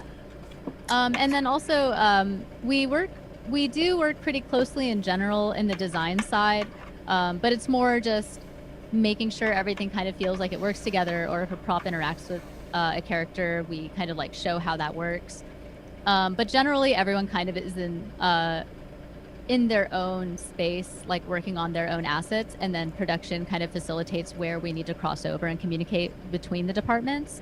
But everything kind of funnels through the color department, like it funnels into them, so they end up having to deal with everything at once. It like slams them at the end of the pipeline. So that's a fun thing that they get to do, and they get to work really closely with the art director, because at that point they're realizing the total overall vision of everything put together. So Yeah. you'll color something, you'll throw the background, like the background paint department finishes what they do, they throw that behind the asset, and then they'll color the asset, whether it be prop, character, or effect, and make it feel like it works in the background of the scene it's going to be on. So you have to make sure it pops off, like make sure it feels right, like the lighting feels good. They can drop like a gel on the character to kind of sit them into the background better. Yeah, You're gonna host definitely. That's so cool. Yeah. Sorry. What's up? Sorry, I hope you guys can hear me okay. I need to be better about speaking into the mic. Oh no, you are super. I can Okay. hear you perfectly. Okay, With okay. your beautiful voice. Okay. Okay, so that I feel like that question kind of funnels into my next question of like, what does a production pipeline like generally look like? Yeah, okay. So the kind of like life of like how an asset is created, like how it's incepted and how it Yeah, goes like through how the does it go pipeline. from script Okay. to on screen in a way? Right. So so the scripts every show is mostly, I'm going to try to describe the most general way it works. Yeah, 'cause yeah, some shows no. are a little different. Sometimes it can be kind of crazy with rewrites and things, but so the script comes out, it's given to the board artists. They do a thumbnail animatic, so they do kind of like really loose, slightly above stick figures because you need to stage things in space, but they'll do a really rough pass of how everything will play out, where people are standing, what the layouts are, and then that's kind of either like approved or changed. And then at the same time, when they get the script, they're breaking down what like sometimes they do it at the script stage, like on Rick and Morty. A lot of times we do it at the script stage, but sometimes it's Oi, oi, oi, oi! You just sat on the keyboard. Here's my. through and call out everything. So call out is just we need that to be drawn. We need that to be force to be designed. reckoned with. So they make their list for each department, Spank your butt. and then the leads facilitate assigning these out and getting these made. And then the board artists, meanwhile, are kind of refining the animatic so it looks more like the designs that have come through. So we'll throw concepts to them so they can know how to scale the characters, like how to stage them better. And then they lock that in better so that when the animators go to animate it later on, everything is pretty clearly laid out with how it needs to play in animation. Meanwhile, the assets are being made. They're being tracked and handed down the pipeline into color. And then once those are done, there's kind of like a package that'll get sent to whatever animation studio is animating the whole thing. So there's like schedules for shipping. So we always try to meet those deadlines and we try to keep those in mind. And then some episodes are more burdened for certain departments depending on the needs of the episode. Like on season 2, that according to your skateboard, when we had the Parasite episode, there were so many characters and we were kind of freaking out that it was going to be so difficult. But we had a really amazing production person who I did a lot of the colors for those characters. The scene where they zoom out and Rick has all the characters standing out like around him and he cuts to commercial.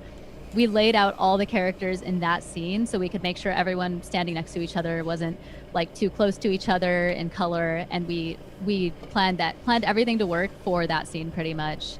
And then we moved all those colors back to the model sheets individually. So we were able to kind of prevent any issues that might have come back much later on that would have been harder to fix and reassemble. So like you have to foresee things like that, and having a really like a lot of foresight when you have really difficult scripts and new challenges with every script is really great when people can kind of call out like we should do it this way this time. So yeah, there is a lot of coordinating and planning, and sometimes you have to be creative with how you handle those. Definitely, yeah. No, I feel like so much about this industry is creative problem solving. Yes. Okay, cool. So, I feel like I've been saying that a lot today. Okay, cool. That's my catchphrase for today, you guys. So we've talked about board artists, how callouts work. Okay, so you as a lead, I don't even feel like as a lead with character design, but as a lead with color design as well. I was not a lead in color design, but I was a color designer. Okay, well, you weren't like officially the lead, but like you were like the only color designer for some. Oh well, that's productions. okay. Yeah. Yeah, like I was de facto lead. Yeah, I'm like that's de facto lead. You still get journeyman paid. That counts in my book. Okay. When you're the only one, like, Yeah. that's just It doesn't work out technicalities at way. that point. Yeah. Okay, so I know you have participated in the hiring process at some point. When it comes to like new hires, what do you look for? Like, what do you honing in on when you see tests or like when you're Yeah. looking at portfolios? So when I look at a test, I always think about what reference material were they using and what extra reference material were they thinking about? Because if it's an ongoing show, they could have also done their own research. So I want to see that somebody has kind of taken in a lot and tried to understand the like nuances of the design of the show. That if they're designing characters as part of their test, they're thinking about all the ways that a character can look and not necessarily making it look like things that have been done before. They're thinking a little bit more what they can bring to it, because a lot of times it's easy to just go, oh, I've seen something like this before, so I'm going to draw this. But there's also an element of, if you do that, also show something that's a little bit more risky and a little more you, because we also do look for new input, new creativity, and how to kind of broaden the worlds that we're working on or we're making. And we do like to see things that people bring to it that's just their own. So that's a big part of it. The handling of a character, like just things that are consistent. Like if you notice belts on characters always look a certain way, that you're following that as kind of a rule. Maybe just taking notes before you go in and start doing stuff. Just things like that, where you're actually seeing things and connecting the dots and not just kind of drawing fan art. Like you're really thinking about making the show and not just making homage to the show. So you're thinking more ahead. And then also with that, just the technical ability. The turns are so important on a character design test that people don't realize it. A lot of times people will save the turn for last. And I always recommend that people do the turn first, because it takes so much more time than you think. And it also will kind of show you how difficult this job is going to be, because more than 50% of the job is doing turns, like much more than that probably. Yeah. So just having a technical eye, knowing how to think in 3D space, is super, super important. I try to decide if they're making decisions, if they're thinking about certain things when they're working. I can get really into them. Sometimes when you first look at something at a glance, it looks fine, but as soon as you go into it, you realize like, okay, they didn't catch this, they didn't catch that. So just being really aware when you're working on the technical stuff is really important, because we can't have people that are just doing fun designs and not doing any of the hard work. We need people who can really, really focus and do the hard stuff, because that's, not every part of the job is fun and glamorous. Yeah. I feel like with animation, a lot of people kind of put it on a pedestal and is like, oh my God, this is like the dream job. This is amazing. Yep. But for, those of us working in it, it's like at the end of the day, it's also kind of just a job. There's glamorous parts about it for sure. But I mean, we're in the day to day, like there's just things that it's just not always fun. Sometimes it's frustrating. Like you'll spend like some things will come easily and some things are just, I don't know what to do. I don't know how to handle this. I don't know how to problem solve around this. Yeah, I mean, real talk, like you don't always get to draw what you want. You don't always get to draw things the way you want. You have to be really good at working with an art director, taking like looking at the drawn notes that they give over your art and not taking it personally, and understanding that everything you do is a collaboration. Because it's easy to see, a drawing you did that you got really invested in or you thought was great, and then someone changes it and you think like, oh, I liked mine better. But you have to understand that it's all for the good of the show, and that you will have to eventually just see that as what's needed, and that you're coming in to help facilitate this process of realizing someone else's vision, and they want your input, but it's not your vision overall at the end of the day. So it's different from being like a showrunner or pitching your own show. So a lot of people end up, because it's just a job, they end up wanting to do that at some point. So that's kind of, if you start to feel that way, that maybe that's what you should be doing, or that's the next step for you. But knowing the process is really important, and knowing that there are people who are just willing to help you realize your vision is also very comforting if you decide to go that way. Because I like realizing other people's visions. I just like being a good artist. Like I enjoy drawing and just improving myself in that way. Like that's the reward for you, is just to be It's Yes, just to draw. exactly. And like I totally understand that. Just to be good at what I do. Yeah. Yeah, like Yeah. because that's kind of my whole Amen. thing right now is like I just want to be good at what I do. Like I'm not worrying about like coming up with pitches or trying to get my own show right now because it's like, Yeah. well, I just kind of want to get good at what I'm already doing. So Yeah. I get that. Like I love the show that I work on, but I like every show I've worked on, I put the same like love and care into my work. As you should. So it's yeah. Okay, so one of the things that you were talking about earlier as well is about the technicality, like the technical skills that you need, that you're looking for when you're looking at tests. And one of the things that I wanted to ask you was, because also we were talking about, and this is also just like a thing that I know is also within the industry, is the difference between illustration and design. Because a lot of people are like, oh, I want to be a character designer, and their portfolio is all illustrations. Because that's what they're taught is like, oh, this is character design. But what's the actual, like, what are you actually what's the difference between, like, what kind of thinking should you have I'll watch this back when in a you're minute. I actually have to go to working the on a bathroom. show? Like the design process for an animation show and the design process for, like, you know, if you were just drawing cool characters Okay. in Illustrator. Does that make sense? Yeah. Oh, absolutely. With character design, you have to think of it more like you're engineering a machine, I think, because you're making something that's going to move and do all sorts of things. You start with something that's a little bit more kind of like in a rigid pose. Like if it were a 3D thing, it would be in a T pose, and our standard characters just have like arms down poses. It's not expressive. They don't have expressions. You have to be able to create personality and kind of like a story in your character without having the added benefit of being able to do a pose or an expression. In illustration, it's a lot more about telling a story. It's a lot more drafting. You kind of take your time on things, and there's so much more.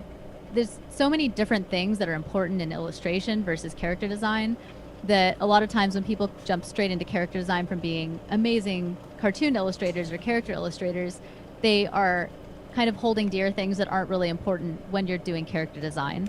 And even, you know, it goes both ways. Like, you know, character designers might not have the exact same skill set as an illustrator, but they're different, but, you know, they're all learnable skills. They're all ways that you could kind of like just tailor your abilities or your knowledge to know how to fill those roles. So yeah, for character design, I would just say, it's more about understanding that it's more technical and it's less about telling a story.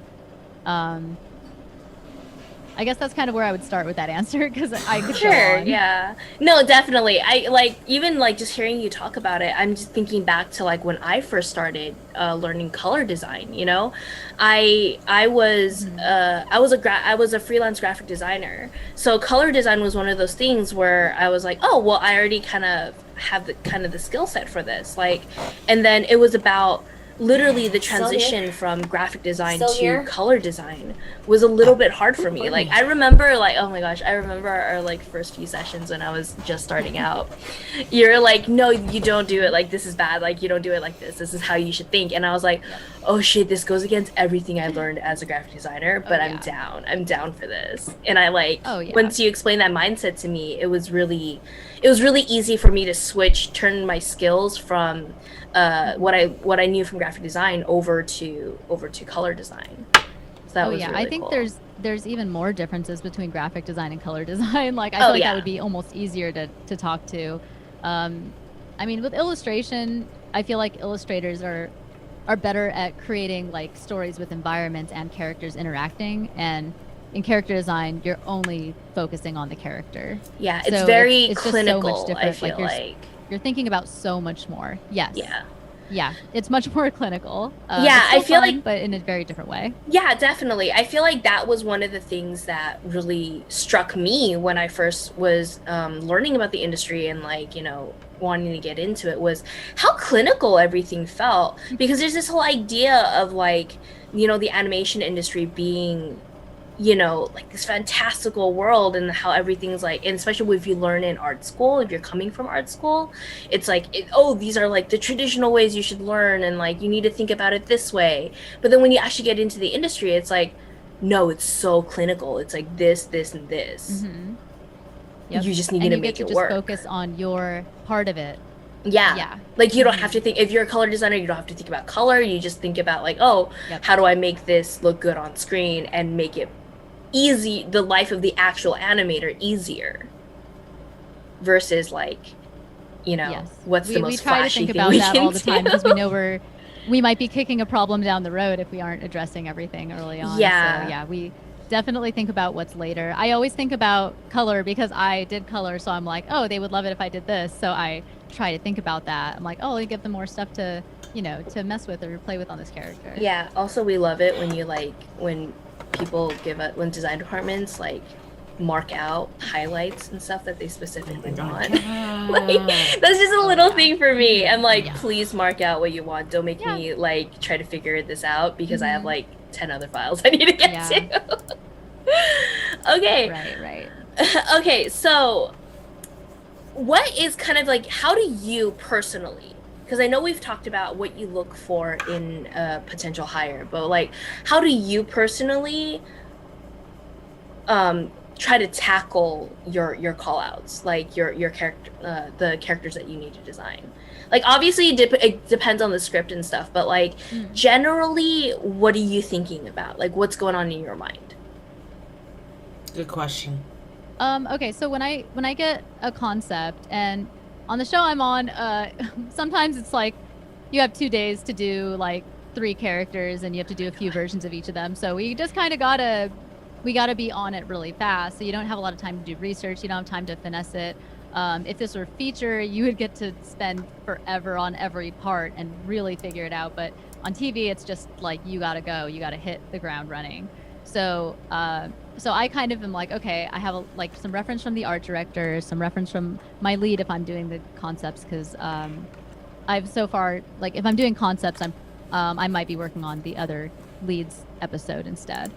So I'll have my reference. I might pull a couple of things for myself to give me some extra ideas that are my input, and I'll just try to, if I have enough time, I'll try to make 3 very different designs. If I don't have a lot of time, I might do one design, some modifications to it, like alternate ideas that are added to that design.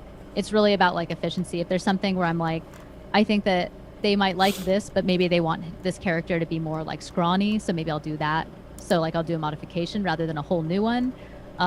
Sometimes they can call out if they want me to modify something specific on a character, like, oh, this head and this body, or this one, but change this part of it. Or maybe they'll merge people's concepts. So I just try to think of it as I don't have a lot of time, but I want to put the best ideas out there. So I mean, depending on the character, I'm going to think about the specifics of it differently. But that's kind of what's going through my head in a general sense. Makes sense. Yeah, no, totally. Like when I approach color, it's very much like what fits. Is this real? Yeah. Like my favorite shows to do is definitely like more fantastical shows, because I kind of get to go a little bit crazy with the colors.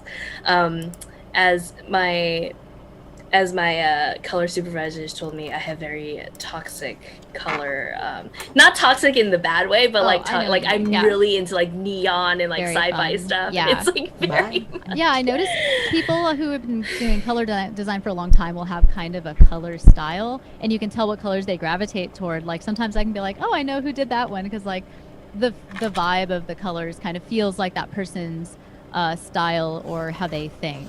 So yeah, I've actually had people tell me, because like when I do personal illustrations, if I'm like selling like prints or stuff, my drawing style, it changes. It literally changes depending on like whatever I want to draw or how I want to draw that day or whatever. Like I don't have a dedicated like style.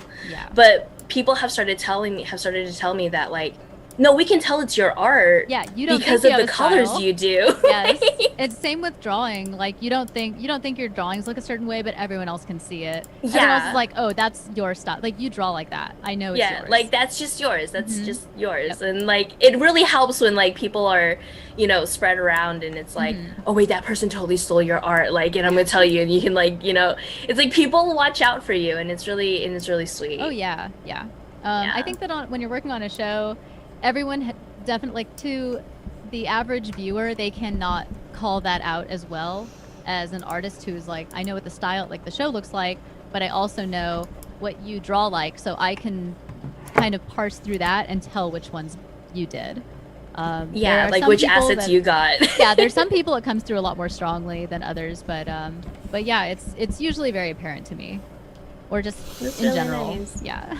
Yeah. If you know your I mean, but also this employees- is something that like you don't want the audience to see. Like you don't Oh, yeah. want to have like, so different in such a Mhm. difference in style where it's like the show doesn't look cohesive and it's just Yeah. like, oh, like yeah. But like to us it's like almost like an inside secret. Like, Yeah. that's a you design. Oh, that's yeah, a you exactly. storyboard. Oh, that's And a you. that's like a thing where the leads come in too, because we try to bring out what everyone brings to the show while also finding ways to tie it all together. So we do have to make changes to people's art. We're the first passive notes before the art directors see things. So we try to make sure that we're curbing things to all feel like they all belong together. We're trying to find like the little style places where we can kind of push the style of the show and maybe where that needs to be done in lieu of someone's personal style. So there may be a lot of editing with that, but still I think everyone's voice is able to come through enough so that we can still catch it. But if you look at concepts, you can usually see it very clearly. Yeah, Before definitely. anyone's touched them. Yeah. Yeah. Okay, let's see. So, do you have any advice for new artists? Because I just got the 10-minute mark. Oh, So, Yes. yeah, let's I'm gonna try to wrap this up with Okay. So, do you have any like advice for new artists? Like, what's something? Because I know you do. One of the ways that I know you give back to the new artist community or to try to uplift new artists is by doing portfolio reviews.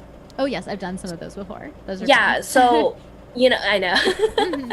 I've done a few in my time too for color, and sometimes I'm just like, I literally, Mhm. I have to say though, for some portfolios, the first thing that pops into my mind is, I literally have to redo everything you did to show you Yeah.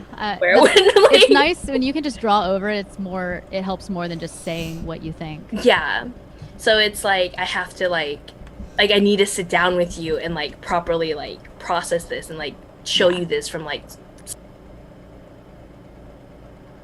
start to I didn't do finish. it. Like to, I need to Okay. demonstrate Yeah. in order to explain what I want to say because it's Yeah. easier. Yeah. because sometimes it's like that. Like I remember I had to review a portfolio once where they wanted me to review a pitch, and I was looking at the color and I was like, okay, well I could only write so many notes, Yes. and at some point it was just got a little bit Mhm. repetitive, so I just Yep. kind of tried to like, but yeah. Anyways, so I know that that's something something you do to try to give back to the community. So from your experience of that, what kind of advice would you like to what are some common mistakes that you see young and new artists? You don't have to Okay. be young to be a new artist, but yes, new like, artists young in your career, do. maybe young not in your young in career, life, but yeah. I think one of the biggest things I would touch on is knowing your fundamentals, practicing them is so important. Having a really strong foundation. I even feel like when I came in, I felt like I had a lot of work to do because I felt like it must be so obvious what I don't know because everyone here is professionals, been doing this for years. It's if you can come in and just not like anything that everybody is able to do who's been working for years, if you've been working on that stuff and can just show kind of your own creativity on top of it, not let any of that hinder you, you're doing so much better. I feel like I had to catch up for a little bit. It was a very tough road initially when I started my character design journey, but I feel like I made it. I did pretty well despite that. And I would just say, I don't want anyone to go through what I went through. It was very stressful. Just learn that stuff in school, learn it on your own time, make it as important as it is to draw for fun. Come in really strong with those because it's very frustrating when you end up having to fix someone else's work, but you aren't just trying to make it look like the style. You're actually trying to tell them things that you want them to already know when they come in onto the job. That are it's just information that's out there that they could have just learned in art school or could have maybe had more of a hand in like focusing on that. Those are like the not fun things to do in practice, but if you just always keep them in mind in everything that you do, it makes it a lot easier. I guess other advice I would have is almost more than being the best artist, you want to be easy to work with and always bring good critical thinking skills and competence, just like office skills. Like those are so valuable. You wouldn't believe how much nicer it is when someone comes in and already can kind of make a lot of calls on their own that you don't have to lay out for them. Just in terms of like if you give some form of direction, they're able to understand the reasoning behind it. Like we try to be as clear as possible, but anything where a person's able to kind of meet you halfway on understanding or like actually receiving information, not being afraid to ask questions, that's so valuable because when you have someone that wants you to think they know everything you're saying, but then demonstrates that they actually didn't understand, it's much more frustrating to try to get them to have those conversations so that you can help them, part of the production. I think just always trying to put your best effort in and always being humble, knowing your fundamentals, just everything that makes you much easier to work with. Those are like the most important things. Don't be a dumbass. Don't be that stupid, will make stupid. You very solid, and people they will see the potential in you and want you to succeed if you bring those things when you come in. Yeah, I feel like that's the thing too. It's like everyone starts off green, and then you learn as you progress. Yes. Excuse me, but ultimately the important part is to have like the strong fundamentals so you're not becoming, because like how like with office jobs it's like you have the manager, but then a lot of the times the manager's kind of just doing whatever. But like in animation, your leads, your direct superiors, they have their own files that they need to do too. So anything that they have to fix for you is adding onto their burden of needing to get their own files out on time as well. Yes. And so can I add on to that? Yes. If you notice you're getting a lot of notes, it's okay to slow down and really figure it out, because the faster you go to try to impress for being fast, the more work you're piling on to someone who thinks that you're not taking your time and figuring it out, because it's kind of like people don't want to do the hard part for you. They would rather you try to do it yourself. Being fast is important, but I don't think you should learn to walk before you learn to run. So I think that it makes way more sense if you are taking your time, really trying to figure things out, make sure you do it right, rather than trying to show off how fast you are or that kind of thing. Yeah, definitely. So that's very important. It's okay to take your time in terms of making sure you're turning in something that's quality and that you feel like is the best of your ability. Definitely. Okay, so we are 3 minutes out. I have only one room for one fan question or one audience question. Vensvard asks, has what's it like working remotely? Has that changed any of your process? Oh, yeah.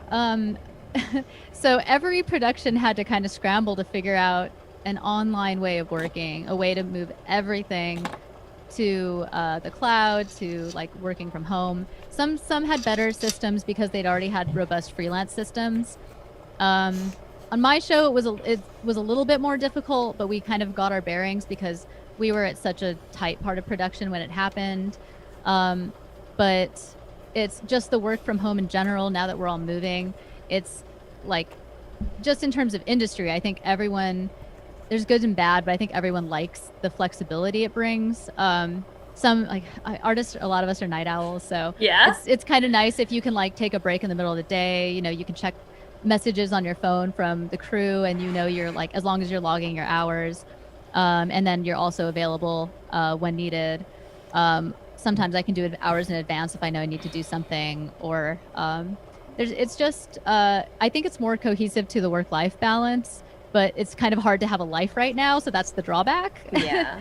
So it's the work-home balance, not a work-life balance necessarily. Sure. But and I feel like yeah. ultimately, and I feel like ultimately our industry is very welcoming in that sense. Hi, Brad. Yeah, that's my tech guy. That's your tech Yeah. Should I like give him a shout out of what he does as well? Yeah. Brent is the lead prop designer for Rick and Morty. So. Yes, and if you watch my demo later, he's going to be off camera but talking to me. Yes, so it's not weird. Oh, which by the way, since we have to end this now, unfortunately, yeah. I feel like I didn't even feel like this has been an hour. Yeah, I know. There's still things I wanted you to ask me, but that's okay. Yeah, it's okay. This won't be your first panel with me, I'm sure. Oh, yeah. So Elisa is actually going to be doing a master live demo about for character design. It's not going to be. It's not going to be a master. Just don't have low expectations, but it'll just be more of me drawing and talking. She's really good. Shut up. Just you're basically no pressure. It's I okay. had nightmares. Okay. So go ahead, and the information should be on the screen now. And yeah, we'll see you guys at her live demo. But until then, bye everybody. Bye. Thank you, Tiff, so much. Bye. Bye. That was awesome. She's fantastic.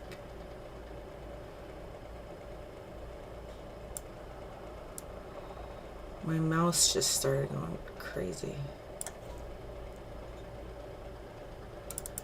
My roommate has this like setup.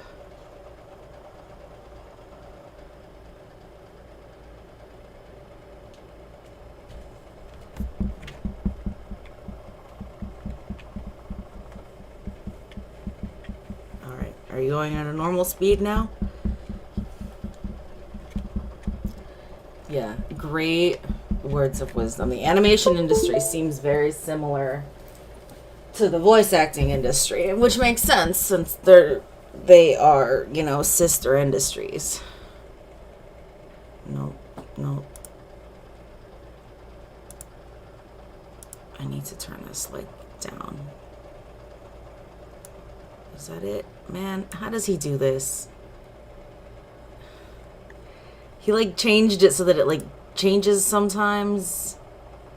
It's way too fast and he's at work. I can't ask him.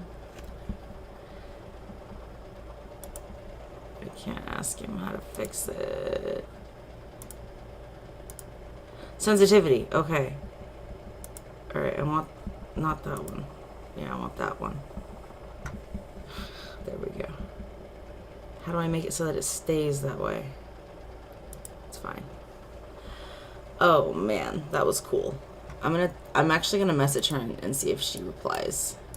I'm gonna go on Facebook Messenger and just be like, rad panel, sticking around for the next one.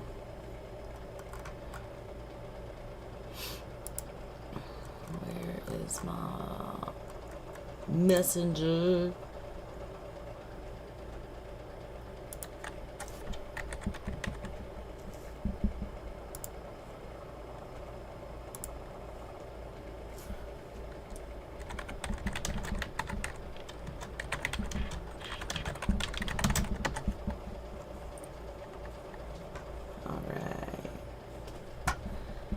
I'm going to take a little break because I've been streaming for a couple hours now and I know it felt like it felt like it flew by, but that was a whole hour. Man, she is fascinating. I am going to go on a break. I need to get more coffee and other things, so I'll be back eventually, maybe in 15-20 minutes, maybe more. I don't know. I'll be back.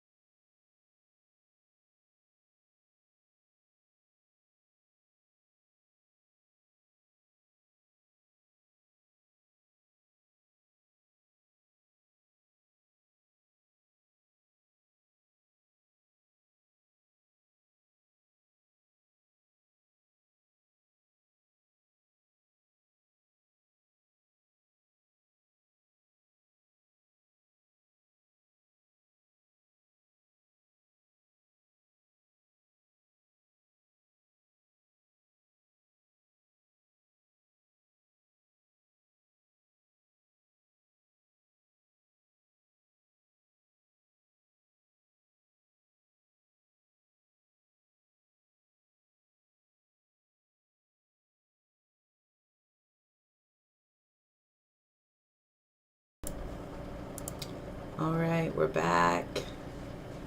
We're back. I did mean to come back after like 20 minutes, but then I just got into this really good conversation, so I felt that was important. So let's see what I missed. Just information and keeping this interesting for an hour. And what are we doing today, Elisa?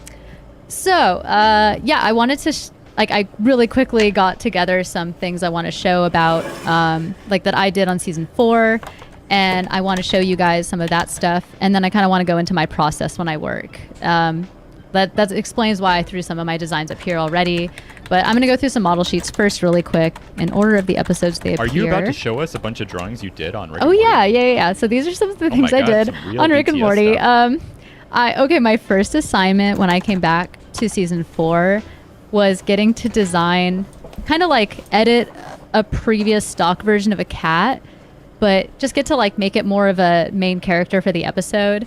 And I tried to make it kind of feel like my cat Sybil. It's a boy cat, and it ended up being kind of a gray cat, but my cat's black and white. But kind of has the markings of my cat. And I got to do all these adorable cat poses, and I was very, very happy. It was a very good welcome back after, a long hiatus. It felt very good to come back to a cat drawing as my first assignment. Wow. So are you saying that you might have put your own cat into the show? I'm not going to say that, but there is a strong likeness. Yeah. Okay, that's good. Yeah. I mean, I feel like there's an element of you draw what you know, right? I mean, yeah, that's all of animation. That's all artists. We all just draw what we know, just like writers write what they know. We all bring our own perspective on everything. When I can, I try to get some more personal stuff in to kind of mark it with my fingerprint. But that's rare. I rarely have chances and opportunities to do that. I definitely don't make that my objective. I don't seek those opportunities, but when it arises, it's actually easier if I can just rely on myself. So, I just want to go through a couple of these. So here's that let's look at some drawings here. Yeah, so here's that. I threw her up on the sheet too. Some of you might have a second ago heard me talking about these designs, but I did the full turnaround for her. I got some notes on it, so it's the best drawing it can be because my lead helped me. I'm a lead now, but I was not a lead on season 4. I just became lead in October for the end of season 5. So this is kind of where this character went, and I got to design her whole turn. And it's a very technical process doing a turn of a character. And if I had her on a Photoshop timeline where you can see every pose in almost like an animation where they spin around, it looks really good because I'm really particular about my turns, and they're very fun to do. They're very difficult. Then here's another example of a person I know I kind of got to draw into the show. So the funny thing is the whole concept was the app that makes people fall in love. And so I drew my friend, and I also drew her boyfriend, and then it also makes you immediately lose interest and fall in love with someone else. So the idea was to distract the human race so they could steal all of our resources.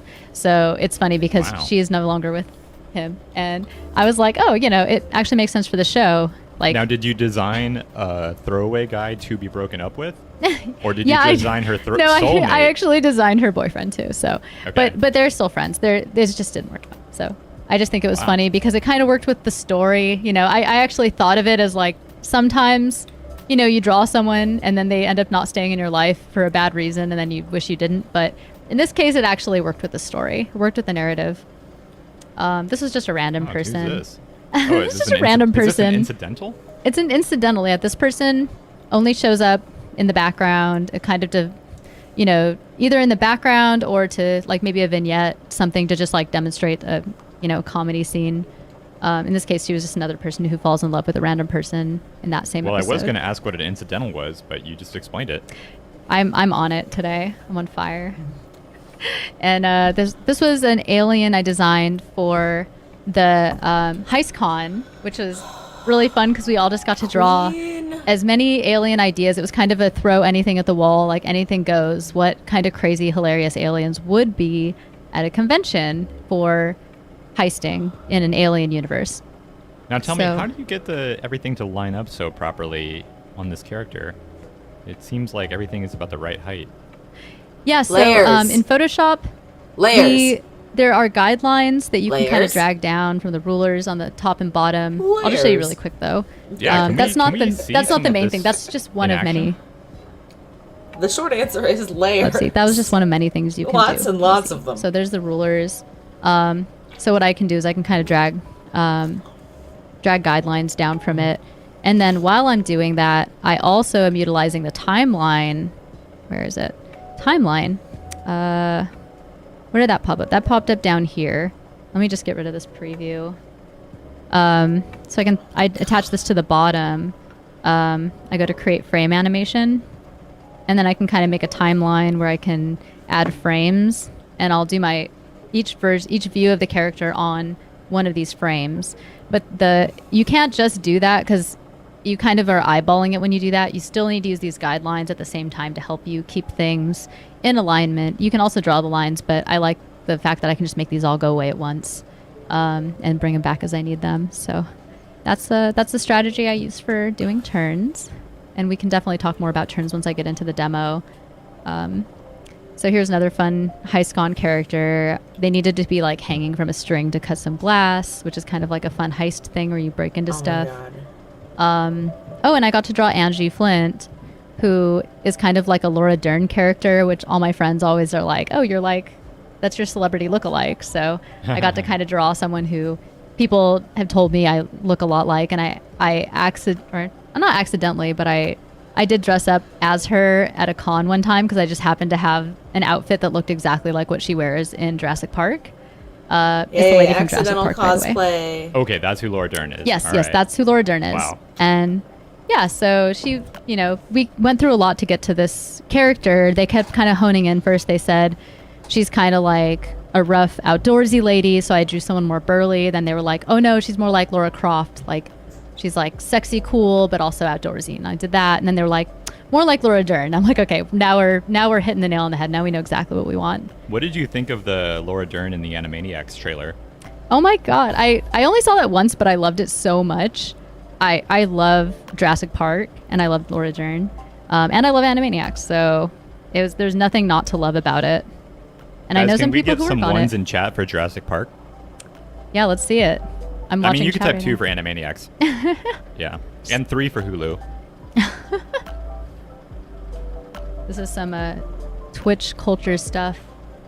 I'm seeing some ones. there I'm it seeing comes. some It's coming threes. in. Yeah, this is awesome. Okay, so here's a quick fun Easter egg. I need to keep a track of the time because I really want to make sure I'm drawing too.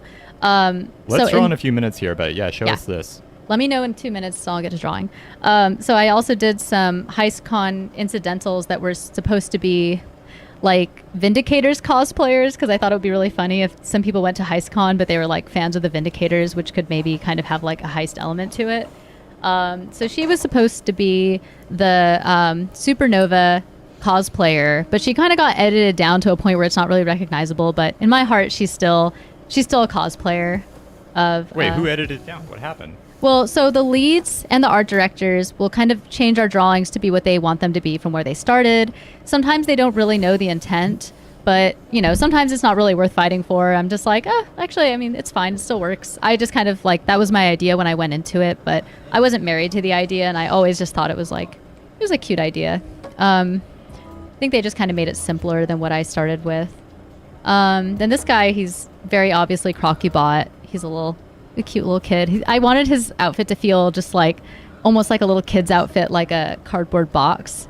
So I thought that would be really fun. Well, it reminds me of a costume I had when I was a kid. I once dressed up as a train. Oh wow! I don't know if you could have looked rage this good, of being at a con and yeah, having but a that was- screaming I wanna see child what in a that cosplay is. that he doesn't want to be Costume. wearing because his mother There made was a him put trash it on. can for a Ooh, is that an ice smokestack, and queen? people put the candy right in there. Yes. Oh my god, that's amazing. Yeah, it had wheels and everything. Is it?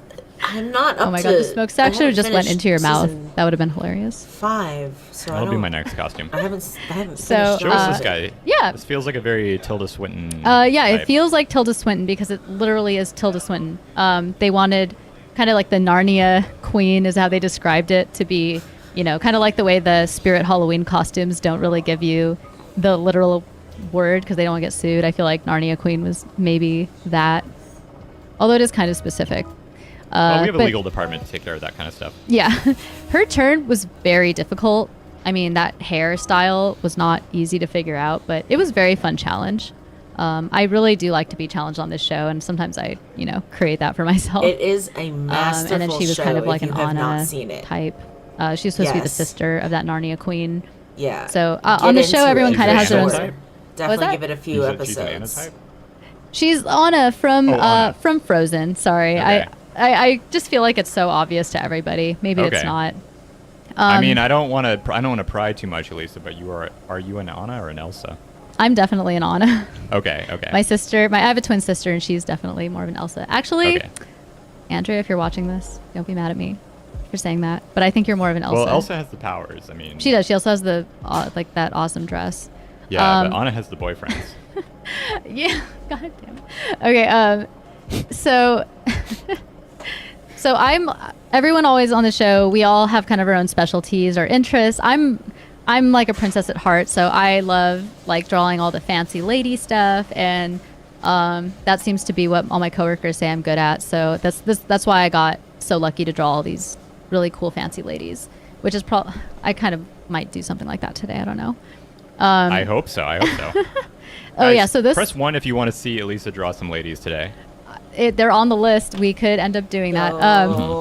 Okay, just to kind of rush through it too. So from Oh yeah, let's wrap this up. yeah, sorry, I want to wrap it up. Okay, so from the last episode, from the season finale, I got some fun info for you. So Beth and Rick both had kind of like a really funny gag that went by super fast, and I don't know if anyone caught it, but they each kind of had a weird Pokemon, and so I got to design Beth's Pokemon. So this is what I did, and so I got to do all these like this whole turn, and it was like a really cool fight scene that still went by really quick, but when they ended up going to air, they had to cut it down so much more. So we only saw this guy for like I swear only like 3 frames, and so I'm like, oh man, like no one even saw him, and he did this cool move in the original, so I have the cool move I designed of him. So yeah, he was really fun. I just really like getting to do fun stuff like that because I love Pokemon. I'm sure you all do too. Cool bug guy there. Is that a Grumplemite? Did these all make it in? Yes. Okay, so this one's really funny. So there's a point when they get into the mothership at the end where there's these 3 kind of like rookie seeming dudes. They kind of seem like a little trio, these Gromplemites, and they just get like smashed by the ship. And they all had names. Like the writers gave them all names and were very precious and particular about how each of them looked. So you have Guarto, Big Lukey, and Lil Lukey, like Little Lukey. So they were all like a little trio, and it was just fun to imagine them being like having a whole little backstory, and then they just get killed immediately. And their names are never even spoken, but I know all of their names. So it's fun little stuff that you'll never see in the show. You could take any fan on in trivia and just squash them. Like a yeah, bug. that's going to be a trivia question now, just because I said that. It's canon. Yes. Well, I can't wait to get into some drawing. What are you going to draw for us today, Lisa? Let's see. I've got a few things here. Okay, so these are. I'm going to might move the microphone a little bit so I can get closer to the Cintiq. We'll see. There you go. So I threw up some of my drawings here just so I kind of have something to anchor me to a style. This is just more of my process. I'm kind of using my own art from the show that's already aired to kind of show you like what I would do on an episode. So well, it looks like you have some prompts right there. What are those words? Oh yeah, so I asked Brent to give me some prompts and some ideas of what I might be able to kind of doodle for you guys. So if anyone likes any of these ideas, maybe holler it out, or if you have your own idea, I might just start like doing just some really rough ideas. Chat right now if you wanted to draw anything specific from that list. Otherwise, Elisa is just going to go for it. Yeah. And also, I don't even know how to draw, you guys, so like, don't have any expectations. Like, we should. She's only lead, guys. She doesn't have to draw something. Yeah. Just kidding. Oh my gosh, Lisa she's is a my great favorite artist. character. I have known her for a long time, and her art is wonderful. Oh man. Stupid Art Punk wants you to draw Goku. Queen Biju wants you to draw a dick butt. And Vensfard wants you to draw a Karen. Oh my god. Dick butt in like the Rick and Morty style would be really funny. But Karen's pretty funny too. That's more like a human. What do you think, Brent? What do you think I should do? I mean, Unicorn Force chimes in with Mallrats. I don't always listen to the chat. I just do whatever I want to do. All right, we've listened to everything you guys had to say, and I'm gonna do none of it. Karen, but an alien says. Oh, an legitimate. alien Karen. An alien Karen. Oh, that would be good. That would be kind of cool. Okay. Princess Moonray says Waluigi. I'm gonna do. Oh, oh my God. I'm gonna do an alien Karen. Let's do an alien Karen. Okay. Damn, that's okay. I'm proud of my suggestion anyway. I'm gonna throw up a Google search really quick Hopefully just she to makes get some it. like inspiration. We have to think of a better We need that suggestion. bob haircut. We need middle-aged. I like Alien Karen. I really like to have some sort of reference or something to feel like I'm kind of hitting something in the real life that people can latch onto.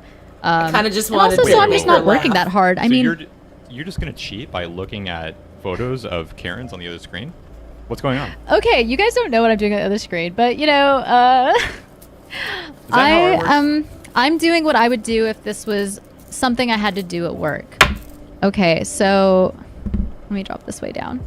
So I throw she's just using anything I'll pull in drawings that kind of from the show or like concepts I've done on the show that feel like the angle or direction I want to go. Maybe just like some inspiring things, because I don't think I naturally draw in this style, but having that reference there keeps me kind of grounded in what I'm doing. I mean, we try to be really versatile, so just having that kind of stuff already there laid out for you kind of keeps you, you know, in style. And not everything needs to be a blank page starting point. Okay. And okay, so let's see. Oh man, okay, I'm trying to find the most Karen-y ones. I actually can think of What do you it. think defines a Karen, Elisa, in your mind? It's like and also look for your reference while you do this. what? And also look for your reference while you do this. I'm doing that. Okay, yes.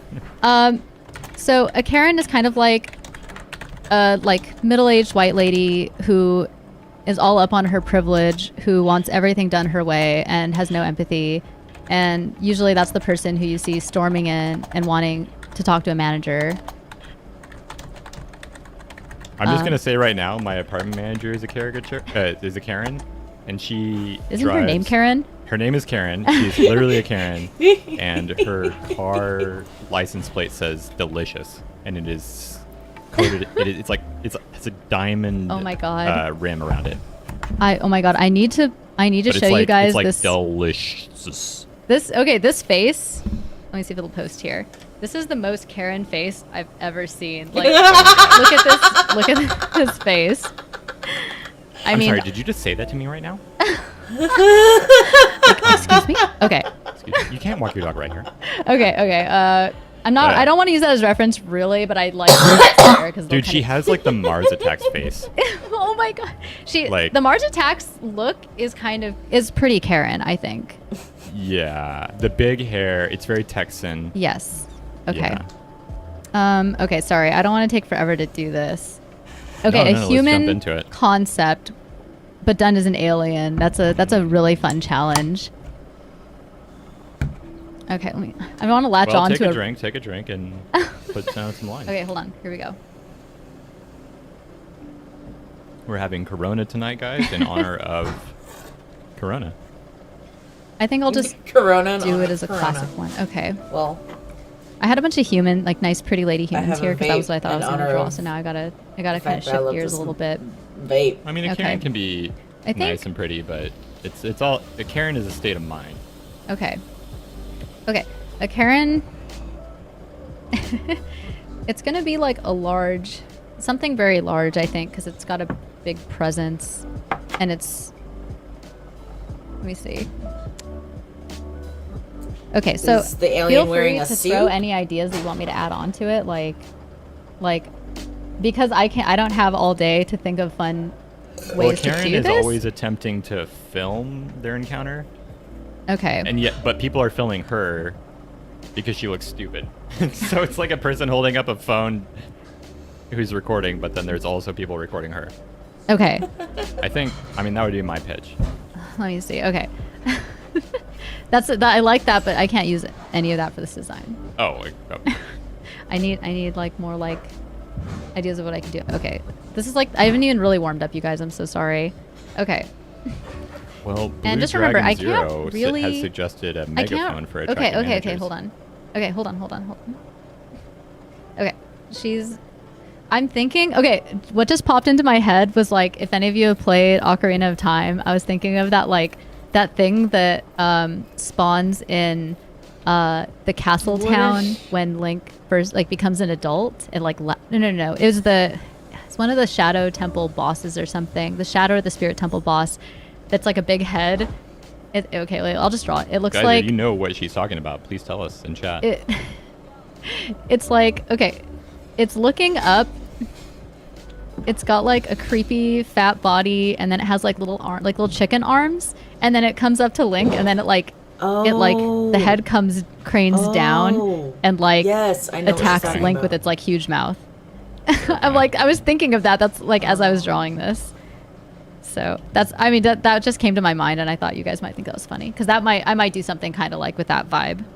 I love that she still has the Karen. I actually just had an idea. I want to let you get your idea down first before we start adding stuff. Yeah. Yes.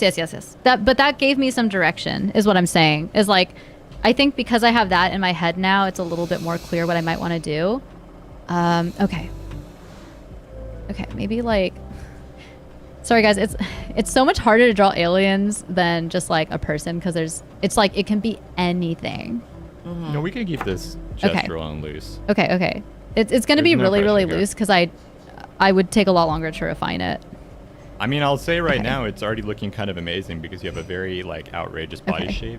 Yeah. You guys might not understand big what hanging tits. We've got the belly hanging over already. I can kind of see what's happening. It's very outlandish.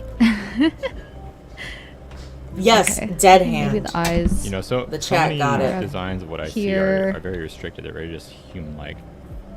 Okay, she can have different. Like... Okay, I want her to have like some lips, but I also love the want her Elsa to be like eye. yelling. So she's kind of got like her mouth down Like here. This might not be the Rick and Morty style right now. Like the I'm old just lady kind of Elsa drawing eye something. From like it's an alien. Take some time. I'm gonna use a restroom. I do want to give her those chicken arms. I'm totally ripping that off from the... Oh, absolutely. All right, BRB guys. Okay, BRB. and I'm gonna add Karen elements. Which right now I'm just thinking of like the alien part, so she can have like, she's gonna have really long nails because she gets them manicured. Okay. Just beautiful nails and hands, and then the other hand will stick out over here. And right now it's more just getting the idea down than actually like drawing a good drawing, because then I can just draw on top of it later. Gosh, and I'm not used to using PC, so I'm trying to figure out what my hotkeys are too, or I'm trying. It's not muscle memory anymore. I just have to try to make it up. Okay. I have to look at my keyboard a little bit. Also, like selection tool and perspective warp and regular warp tool are like the best things ever invented, because you can just like draw whatever you want, and then you can mess with it with just like the basic Photoshop tools. And when you do that, it can kind of make a new drawing that you didn't think of, and you didn't really have to do anything. So Queen. Let's see. Oh, she's kind of terrifying. I'll actually show you guys what I mean. Okay, so... Oh my god, I can't believe I was nervous. This is so fun. Like, my brain can't absorb all this right now. This is the only part I'm nervous about, is trying to figure out these hotkeys. Character design has always been weak for me. No, it's not the right one. Okay, here we go. So if I can warp, I can like kind of mess with the drawing and like change the shape a bit. Like maybe I want to make it kind of more melty feeling, or have more room. And then I can just like fix anything that got out of alignment. I can just move. It doesn't really matter. Right now this is just a concept, so it can just be dumb and fun. And the nice thing is I'm not really paying attention to style. I'm just kind of drawing something like stupid. Like I just want it to be funny. That's what's important right now. Okay. So here we go. And I'm gonna give her kind of like a tank top. Oh, actually, it's gonna be wow, that is looking great. Should be a spaghetti strap. Yeah, because then I can kind of describe the form a little bit better. Yeah. Okay. I need to give her that Karen haircut. It's gonna be like a I have also guidelines I didn't use, so okay. Let's see. Maybe she can have like one of these numbers. I used to have kind of a Karen haircut. I'm really glad I don't anymore. It was like one of the, it's longer on one side and it like is super short in the back. I think it looked good on me, but You know, now it I'm is a glad I good look. don't. It's a good It look. did look good on her. She I'm was not cute. anti-Karen hair. She's definitely growing it out. It's just got a certain It has a certain vibe now. Vibe, yeah, Try right. to avoid it. Now, Unicorn Forest is saying the belly gives them a Souls vibe, Souls, like, as in a Souls game, Dark Souls. oh, Dark Souls, okay. I bet, I've only played a little bit of Dark Souls, but it's way too scary for me. It's terrifying. I can't I'm do sorry, it. you guys, it's so scary. I watched some of my friends play it on stream a little bit, like one of the older ones. So, here's she kind of like a... Let's see. I think I'd do more with this, too. Like, Like, is you Karen can, a hairy monster or Slimer you or can kinda change Nunibug? anything at any time, so it's Svard fine. asks. what's going on? Svard asks, is Karen a hairy monster or slimy or Nunibug? Oh. I think, what would Maybe they're their drawn, maybe they skin have be like? eczema. Because it could be a male Karen, or it could be a female Karen, or it could be a non-binary Karen, or it can be any kind of Karen. There's no one type of Karen. There is. I mean, Lichit just says she has to be slimy because she goes to the salon a lot. Because of what? Because she goes to the salon a lot. Oh, like, yeah, like some sort of like greased up kind of, like. I need my Karens to be greased up. Okay, wait. I want to do like a more like. Now, whatever you want is defined. fine. We're just talking about Karens in general. Yeah. I'm gonna do like a funner jaw, maybe. I think it'd be funny if. Oh, and she her- leaves a trail of nasty wherever she goes, like a slug. Oh my god. Absolutely. A male Karen is a Ken, says Svard. See, I'm glad I did this because I know you guys would way rather have some like hilarious, dumb, ugly thing than like a beautiful drawing. So I'm glad that you guys are letting me do this. You know, Okay. I feel think the like they jaws. still want to be beautiful drawing, so maybe. No. Don't get me off my groove. I can't shift gears Okay, now. okay. No, she's in Yeah. the grip, guys. Okay. You know, the Okay. chat loves it. Okay, wait. Okay, she's gonna have some like neck acne maybe, because I mean I can relate. You know, sometimes I get acne in weird Okay, okay. places, but you know, If back acne is called backne. yeah. There's some acne is so awful it has its own name. It's not just acne. Okay, so she's this.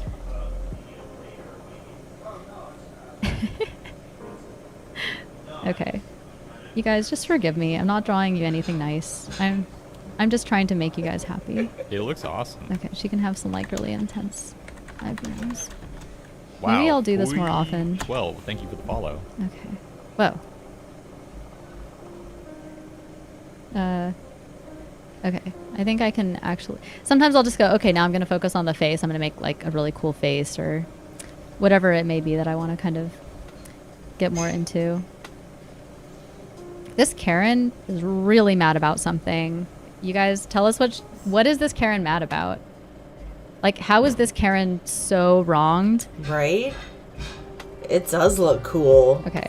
Also, I'm totally cool with the whole like lopsided body going on here. I think it adds to it. Amanda, make a voice for this character. I think Yeah? it's cool. Lichit says she's mad about soggy fries. I mean, I would be mad about that, to be honest. Yeah. So that's a valid complaint. Okay. All right. Oops. All right. It's called Elisa doesn't know how to use Photoshop. But really, it's called Elisa doesn't know how to use Windows hotkeys. Yeah, guys, Elisa has a totally new computer day. This is Yeah. Oh, yeah. very strange. I'm actually moving over to the PC side soon, so this is going to be my new life. So, I mean, get ready, dude. yeah. It is. Oh, Okay. Jiran89. Thank you for the Okay, follow. so there's some, like, generally how the feet are gonna go. Okay, so she can have, like, a lot of feet in here. I feel like she has room for a lot of legs.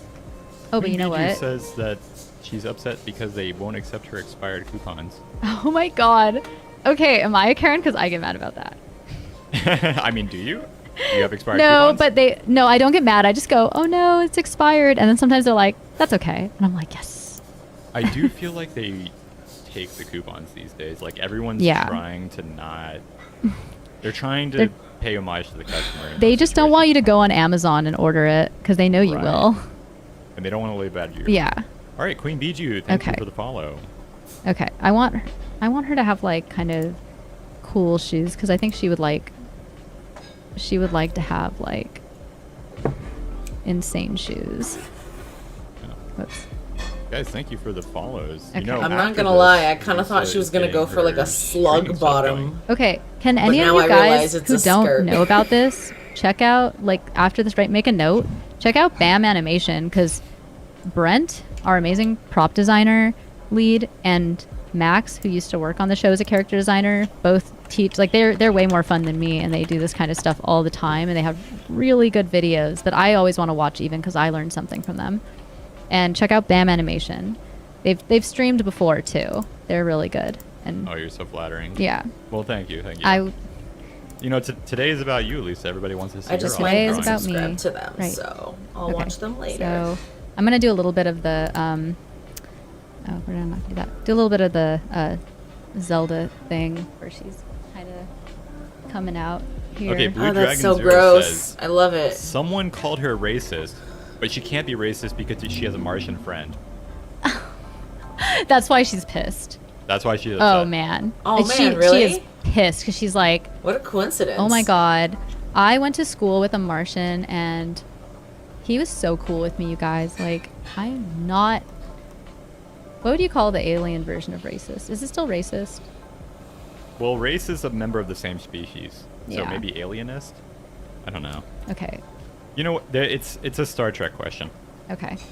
Stupid art punk. Thank you for the follow. Oh my god. Okay. Also, there's a fun thing in design where you can like really mess with the proportions, and I'm like, it might be really funny. Oh my god, look at that. If her head was just like the same effing size. And also, I think this could be cranked down a little bit. Let's see. Dude, that is amazing. Why is this polygon lasso tool? I just want the regular lasso. Press L again. It's okay, there we always go. changing in between. Oh, okay. Well, let's see. Oh god, it's getting longer. Guys, selections and all of the selection warping stuff. It will make you look like such a good designer. I swear. Oops. Okay, so when I was first learning to draw in Photoshop, I showed my friends who were super hardcore traditional. Yeah, perspective. And they never wanted to draw on a PC. There's and I was just like, no, tool. look at There's this. And a I showed them command the for that, selection but tool, she's and working on an operating dude, system. that is such cheating. Like, you might as well just give up at that point. That's just like, such oh, cheating. you can't even draw if you're just doing that. Yeah, like, you can't, it's too easy. Me and I can't do Photoshop that. are like collaborators. Yeah. In art. I just remember the experience of showing them that, and they just like. I've settled on a kind of middle ground here. I didn't want the head too small because I still wanted it to read, but I wanted it to be like just stupidly like huge neck because that's just like really. Now abnormal. Ichigo Tofu is pointing out the very obvious fact that her neck looks like a dick. No, it doesn't. What are you talking about? I don't know what that means. I mean, you know, lots of things can be big and veiny and bulgy. I'm just gonna say that. Hey guys, my parents are probably watching, so let's keep it. Yeah, I don't know what that is. I mean, I'm not the one bringing this up. This is Ichigo Tofu. Well, I like that person, so I'm not gonna say anything. Okay. That's such a common trick to also, take. I'm just enjoying doing this dumb drawing. The one thing and then mirror it, and then that's the other. You know what I mean? You got 20 minutes. What do you think? Should I move on to something else for a little bit? You do that with eyes This is too. a great Karen. If you make the perfect eye. Let's do a pretty drawing. Okay. Copy it. Do a pretty drawing. And flip it. Yeah, it's good to have. It's good to have a little diversity here. I need Karen to stop looking at me though. Okay. That Are we done with Karen? Do you have a prompt you want to choose, or do you just want All to right, go for it? let's actually look at the chat for this one. I'm just gonna. Oh my god! All right, it's our chance. Did we think of anything? Guys. Oh my god! Please select from the list something you would like Elisa to draw. From the list. Oh. We've got mall rats. We've got gym rats. We've got Victorian queens. We've already done Karen. There's lots of e-girls. Does everyone want e-girl? I'm seeing an e-girl in the chat right now. Oh, okay, just one. So what is an e-girl? Oh my god. What is an e-girl? I feel like e-girls are like the new scene kid look. Like it's, or like everyone's saying I don't know. e-girl. It definitely has that. It's I like said the Niku internet style version art of the idol. scene kid. I want to see an idol with like really super on, wavy, TikTok. like long. They have a great jawline. hair. I think e-girl is too pretty. I want to do something more like, or maybe I can do like a. Let's see. I mean, e-girls don't have to be pretty. They just. They just use it. Okay, let's try. E-girls Okay, are I'm just gonna do it because I can't just sit here and decide what I'm gonna draw all day, which I would do. Okay, let's see. I don't follow e-girls. I just know they exist. It's kind of like a thing where I'm like, okay, yeah, that's a type of person. All right. Don't know much about them. Well, I feel like they got the cat ear headphones. Oh yeah. All right, I'll let you guys continue watching this. And they wear a lot of like cosplay clothes, but like normal outfits. Okay. Let me see. Okay, let me see. I'm gonna do. But you do what you want. It doesn't matter. I'm gonna. Let's see. Okay. Okay, they can be like really sad and depressed, and I feel like. Oh, that gives them character depth. Huh? Yeah, they're sad because it's like it makes them look like pouty and like they like to be nihilistic. Okay, let's see. They're always posting the. I do want her to have fire, the. This is fine meme. I do want her to have the headphones, so I will give her those. They have the little like speakers in them. I'll deal with that later. I want her to have like very sad eyes. Okay. Yeah, the little droopy eyes. No, I don't like that nose. Okay. Okay, I'm also thinking of like the proportions of like the facial features. So I like to make like interesting spatial relationships between features on the face. So maybe like the head and like. Oops. Oh. Okay, sorry. It's a technical thing really fast. Okay, yeah. I just like there to be like interesting relationships between the features on the face. So in this case, I might give her kind of like the nose is up kind of by the eyes. Actually, I'm going to make her eyelashes down here because it makes her look more sad, I think. And just compared to my other designs, I noticed this head is a little bit too big. So I'm going to probably zoom in and just work a little bit smaller because I want to kind of think in the scale of the show as I'm working. See, that's why it helps me to have a little bit more context while I'm working. Okay. Now, Blue Dragon 07 says she should be in a bathtub. But I feel like we want to design them all standing up. What do you think? I'm going to design her standing up just because that's how I do it for the show. And I just feel like if I have to design in a pose, it might take a little bit longer. And we only have like 15-ish minutes left. I want to get you guys something maybe finished. So let's see. I might do like a little bit of a pose just so it's more interesting. I'm going to just draw what I think an e-girl might look like. Yeah. Okay, guys, so if we go over, just hang out on Elisa's channel, or if you want to see the PMX channel, go back to that. I mean, we can do options. Yeah, like I mean, if you're here for the con, definitely go back to the to see what else is going on. But I mean, maybe I'll just carry on finishing something just to finish it. Then Svart asked a question: do e-girls stare at their phones all the time? Okay. Do they? See, no, I don't. I feel like they're. Brent's gonna have to tell me. Taking pictures all the time. Okay, I feel like. What is it? Give me some ideas, because again, like I said, I don't know. I just have very vague ideas of what an e-girl looks like. I'm gonna give her some. I don't even know what an e-girl looks like, honestly. It goes outside of her headphones. Okay, all right. I'll give you my impression. I think that they always have the I want it like this. Right within the boundaries of the Twitch acceptable guidelines for how low the shirt can go. Oh, okay. So it's one of those. Well, Twitch has guidelines for that. And then. Good thing I'm on YouTube. The tightest. Well, no. But she also has like a tank top on. But I want. Yeah, it's also a tank top. I want her to have a loose. I want her to have a loose sweater because she kind of is like, I don't care. I'm just cozy. I'm at home. Yeah, I'm cozy, but there's cleavage. Yeah. I think it's that. Okay. Let me see. Now, depending on if they're streaming or not, or if they're taking Instagram photos, everything below the waist, they just don't care about because that's not on camera. Okay, so she's probably wearing like cozy, something cozy maybe, I don't know. Yeah, she might be sweatpants from the waist down. Yeah, okay.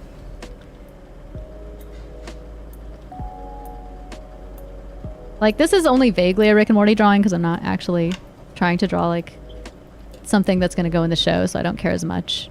Just like my other thing, I don't think that would go in the show, to be honest. I mean, the shapes are very interesting already. Yeah, I'm just playing right now, just having fun. I think, let's see. Okay, she needs some like of her head to come up here. There's her like, let's see. Twitch, yeah. I mean, I imagine they don't allow like. This is supposed to be like some hair, so she maybe like has like straight up, you know, a strand of hair NSFW coming or down like, on this side. That she always has to move out of the way. Content designed to. God, are you making fun of me now? You know. I'm not an e-girl, by the way. I don't even know what an e-girl is. I have arousing made no or whatever. She has those things. You know, it shouldn't be inherently arousing just to wear a low cut shirt. Or is it a low ponytail you know to what look I mean? sad? Because the low ponytail's sadder. Okay. I need to just finish like the rest of this part of the drawing. I think the body's more important. The hairstyle is kind of an I get caught up in the details. I need to work on it. Like it's okay. So here she has like some really big sleeves. You can only see some of her fingers down here. Yeah, exactly. Big sleeves. Exactly, and she has little holes in the sleeves where the thumbs stick out. Yes, holes for the thumbs. Thumb holes. I don't know if they have whatever that. you need. I 100% did that in the 90s. Absolutely. That's very claw-like. Yeah, I was just like, it's gonna be more emo. I'm so happy that it's back. Like with the striped sleeves, like when I was a kid, because I'm really old now. When I was a kid, kids would always wear like striped sleeves, but they would like have holes for the fingers, and they would just go up to here.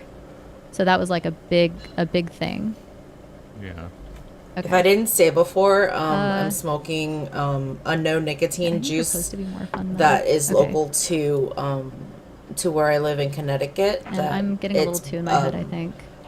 It's called Blackberry Cavendish. It's technically a type of tobacco Cavendish, but it's a no nicotine juice. So it has the flavor but no nicotine. Oh, thank you. Yeah, that's I really what that do sound just is? like oh my to God. vape. Everyone who's made that sound, weird. thank you so much. I don't know how to use Twitch. That, your Twitch following is increasing. I'm gonna have to start actually streaming stuff, otherwise you guys are gonna be really disappointed. This is my first time and I'm really enjoying it, so hopefully that means I'll keep doing it at some point. Yay, more Twitch. I would be so much faster if I was on the Mac. There's not enough good art streamers, Elisa, so I feel like this could be really a good thing for you. Yeah. Oh, this would be fun to do more my God, often. Unicorn And maybe Force, consider thank it. you for the follow. Yeah. Okay, I want her to have kind of like a. I'll follow maybe too. Like whatever. I'll make him say my name again. I don't know. I don't want to have a pose. Okay, I'm just gonna draw her dang frumpy. Okay. Lady Rogue. This is not working out. Okay. No, this is working, Lisa. This is working. Okay. Everyone is enjoying this. You guys are super nice. Here, let me put Karen on the screen so you guys have something cool to look at while I figure this garbage out. Elisa, every line you put down is cool to look at. We're just watching you decide what you want. This is me getting to the point where I'm just like, Brent, make a decision for me. What's she wearing down here? Then maybe I can have some inspiration and continue. She's wearing yoga pants to match with the baggy, to offset the baggy. Oh, top okay, shirt. okay, that actually helps. Yeah, okay, I like that. Okay, she's got this loose sweater. But she's also not toned either. Okay, wait. No, I have a much better idea now. Okay. Okay, go. Oh, that's perfect. Thank you. So, okay, so she's got kind of long, like, legs here. Okay. I think I know what's going on now. Okay. So she's, like, very slender, and she's got those, like, those little yoga pants going on. Okay. There we go. Now we've got a body. At least I have something to work with. There we go. Okay. That's. I just needed the foundation. I was like, I don't know. Okay. Now we're doing good. See, guys, I'm not really that good at this. Kombucha. I want you all to know you can do this someday too. It's fine. You don't have to be super inspired. I'm not the best at coming up with ideas. I think I'm better at executing ideas once I know my direction. So it can be pretty fun. Let's see. Okay. Kind of wanted to have kind of more a little offset loose. there. Okay, actually, it's going to be more form-fitting. That's what she wants it to be. Okay, this actually feels more like what an e-girl would wear because the sleeves are long and her hands do kind of stick out, but they're like that. It's like that. Okay, now I know. I feel like you guys, if you guys are here, you guys all know what an e-girl is and looks like. How dare you for not helping me? I mean, everyone's chiming in. No one is questioning. Oh, Brent, you should be telling me what they're saying because I can't look at the chat and do this at the same time very easily. Well, Princess Monkey says that her hair is large and frizzed out because of the excessive dyeing. Oh, it's like frizzy?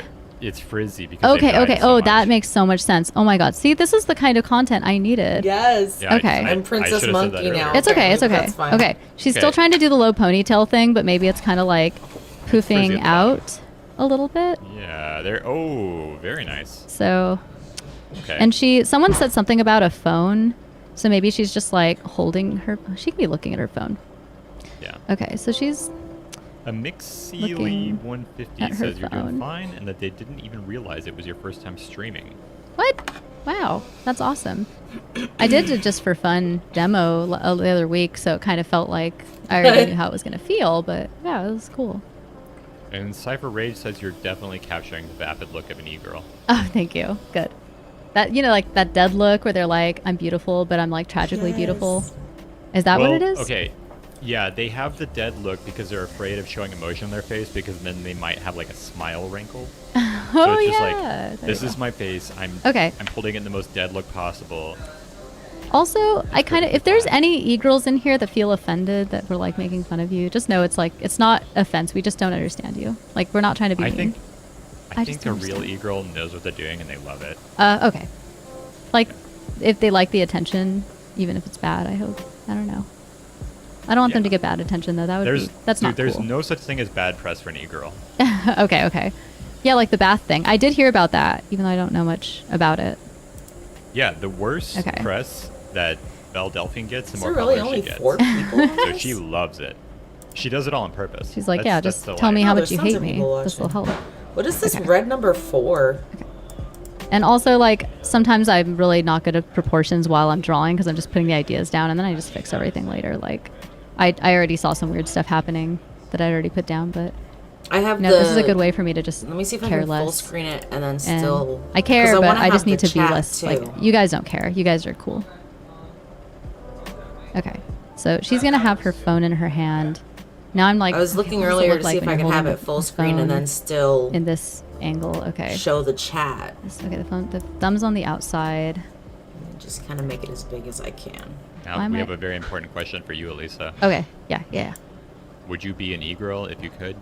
If I thought so too, but then if I look at users in chat, there's so many. I don't know. I am getting stuff set up. I might actually play video games on here because I'm not gonna like. I mean, I'm telling you right now, you're killing it. So it has to be this many. You're a great host. Cool. Okay. Also, having Brent here makes me so much more comfortable because we're really good friends. It is all about being comfortable on camera. Yeah. And okay, she's looking. To train myself to do it. Just so you know, wait, that's not the right way. Princess Monkey. Okay, she's looking at her phone. See, that's how you know.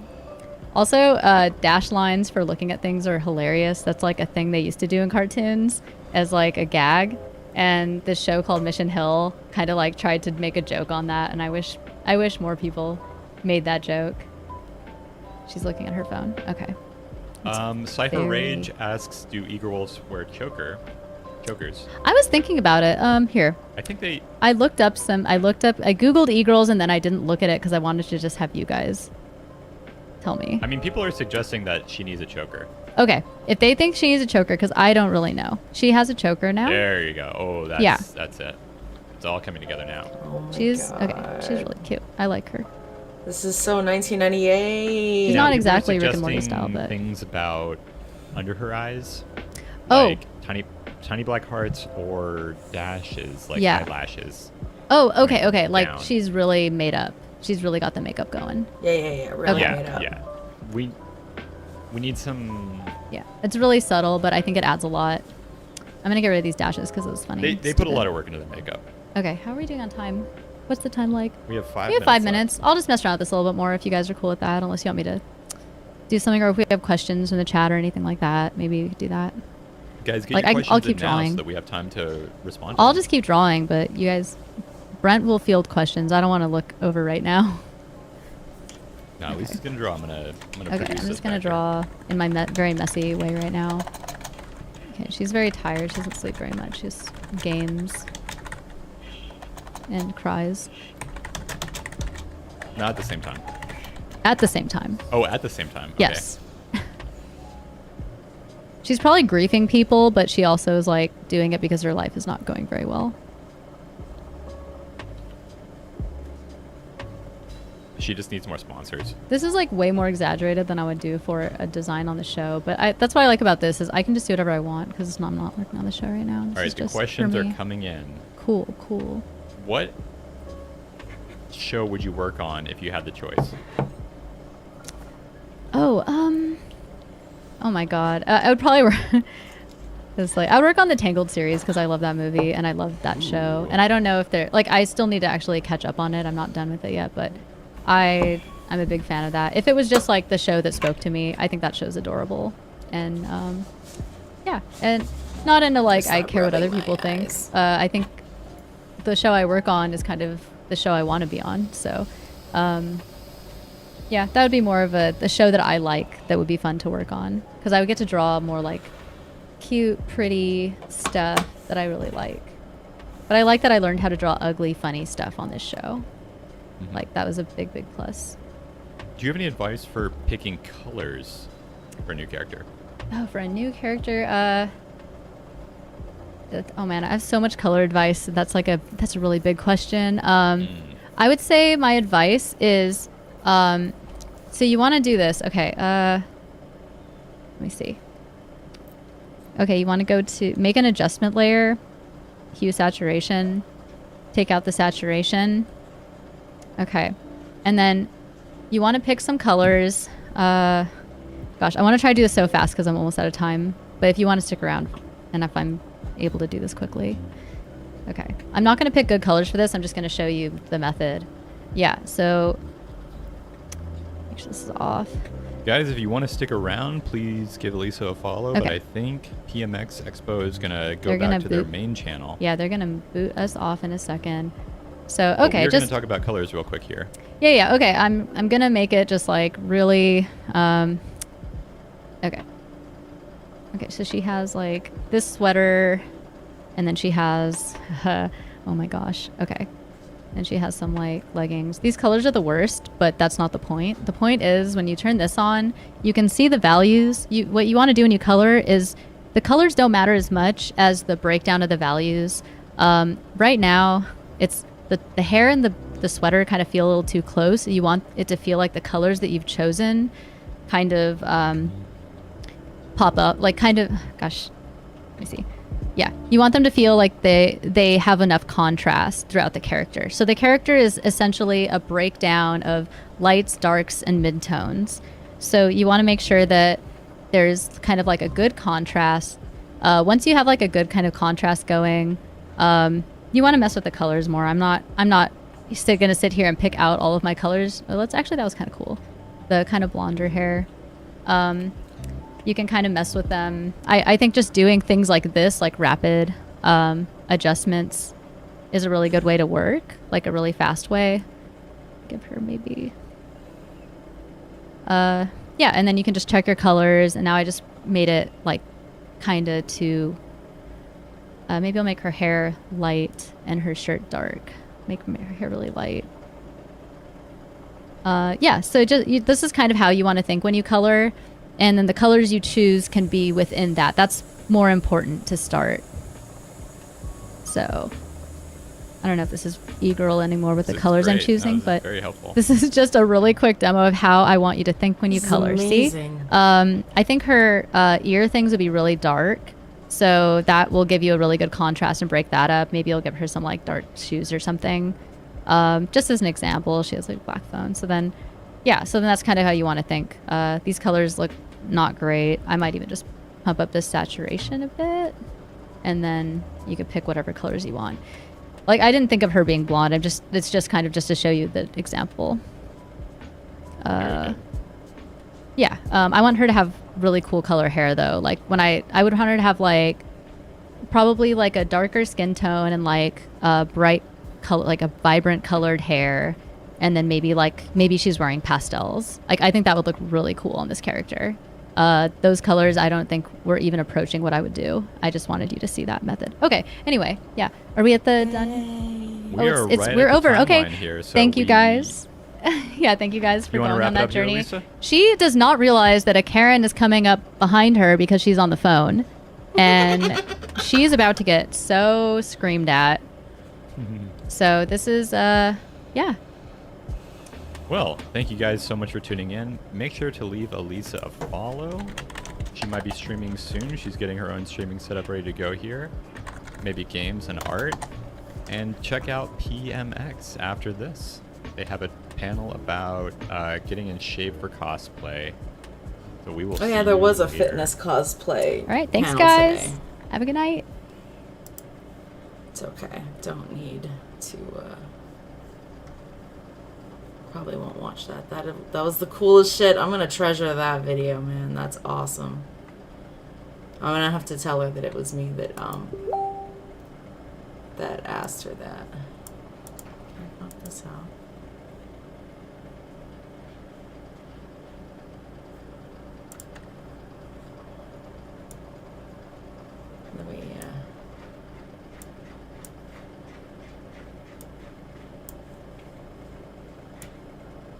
Let me do this.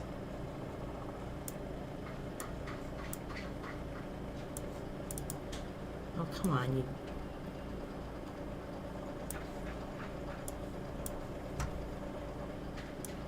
There we go. I'll just show you. I messaged her earlier and she was like, thank you.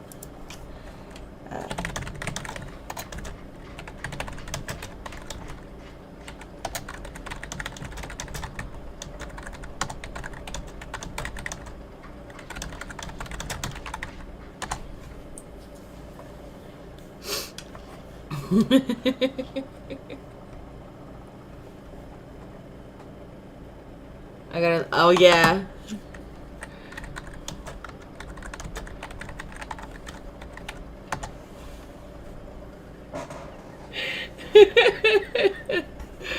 Princess Monkey.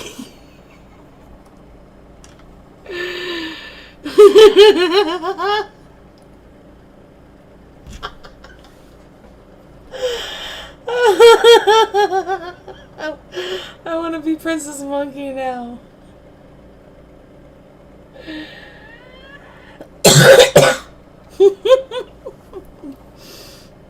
Oh man, that process is great because, you know, when in graphic design right now, you know, I'm taking just some of the earlier intro classes into the major, and you know, it's all about color and that, and you know, going to print and web versus print color spaces and stuff like that. So, you know, getting into the process of, you know, picking colors that complement each other and, you know, work well together is so valuable.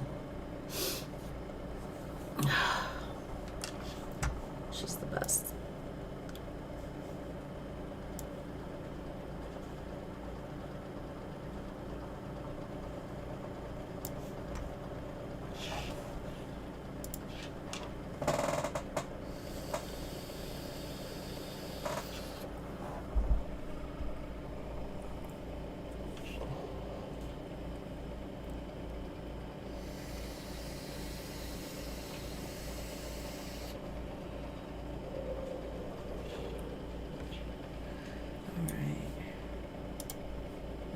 I do work out, but, you know, I don't need to watch a panel about it. I'm sure I'll take a color theory class at some point. I've taken a handful of major classes, but I haven't taken a color theory class. Well, anyway, that was the show today, guys. That was day 1 of 2 days of this awesome weekend, PMX Con. We will be back tomorrow. I'm probably only gonna watch a handful of, what am I talking about? I'm probably only gonna watch like 1 or 2 panels tomorrow. Definitely Chocolate Covered Cosplay. And maybe Stephanie Yanez's performance. I don't think it'll matter since why did that make noise? I don't think it'll matter since like I'm not monetized yet, so there's nothing to demonetize anyway. So I could probably listen to or watch Stephanie Yanez's performance. I'm really proud of her for still like kicking around. Oh, she replied. I love that question.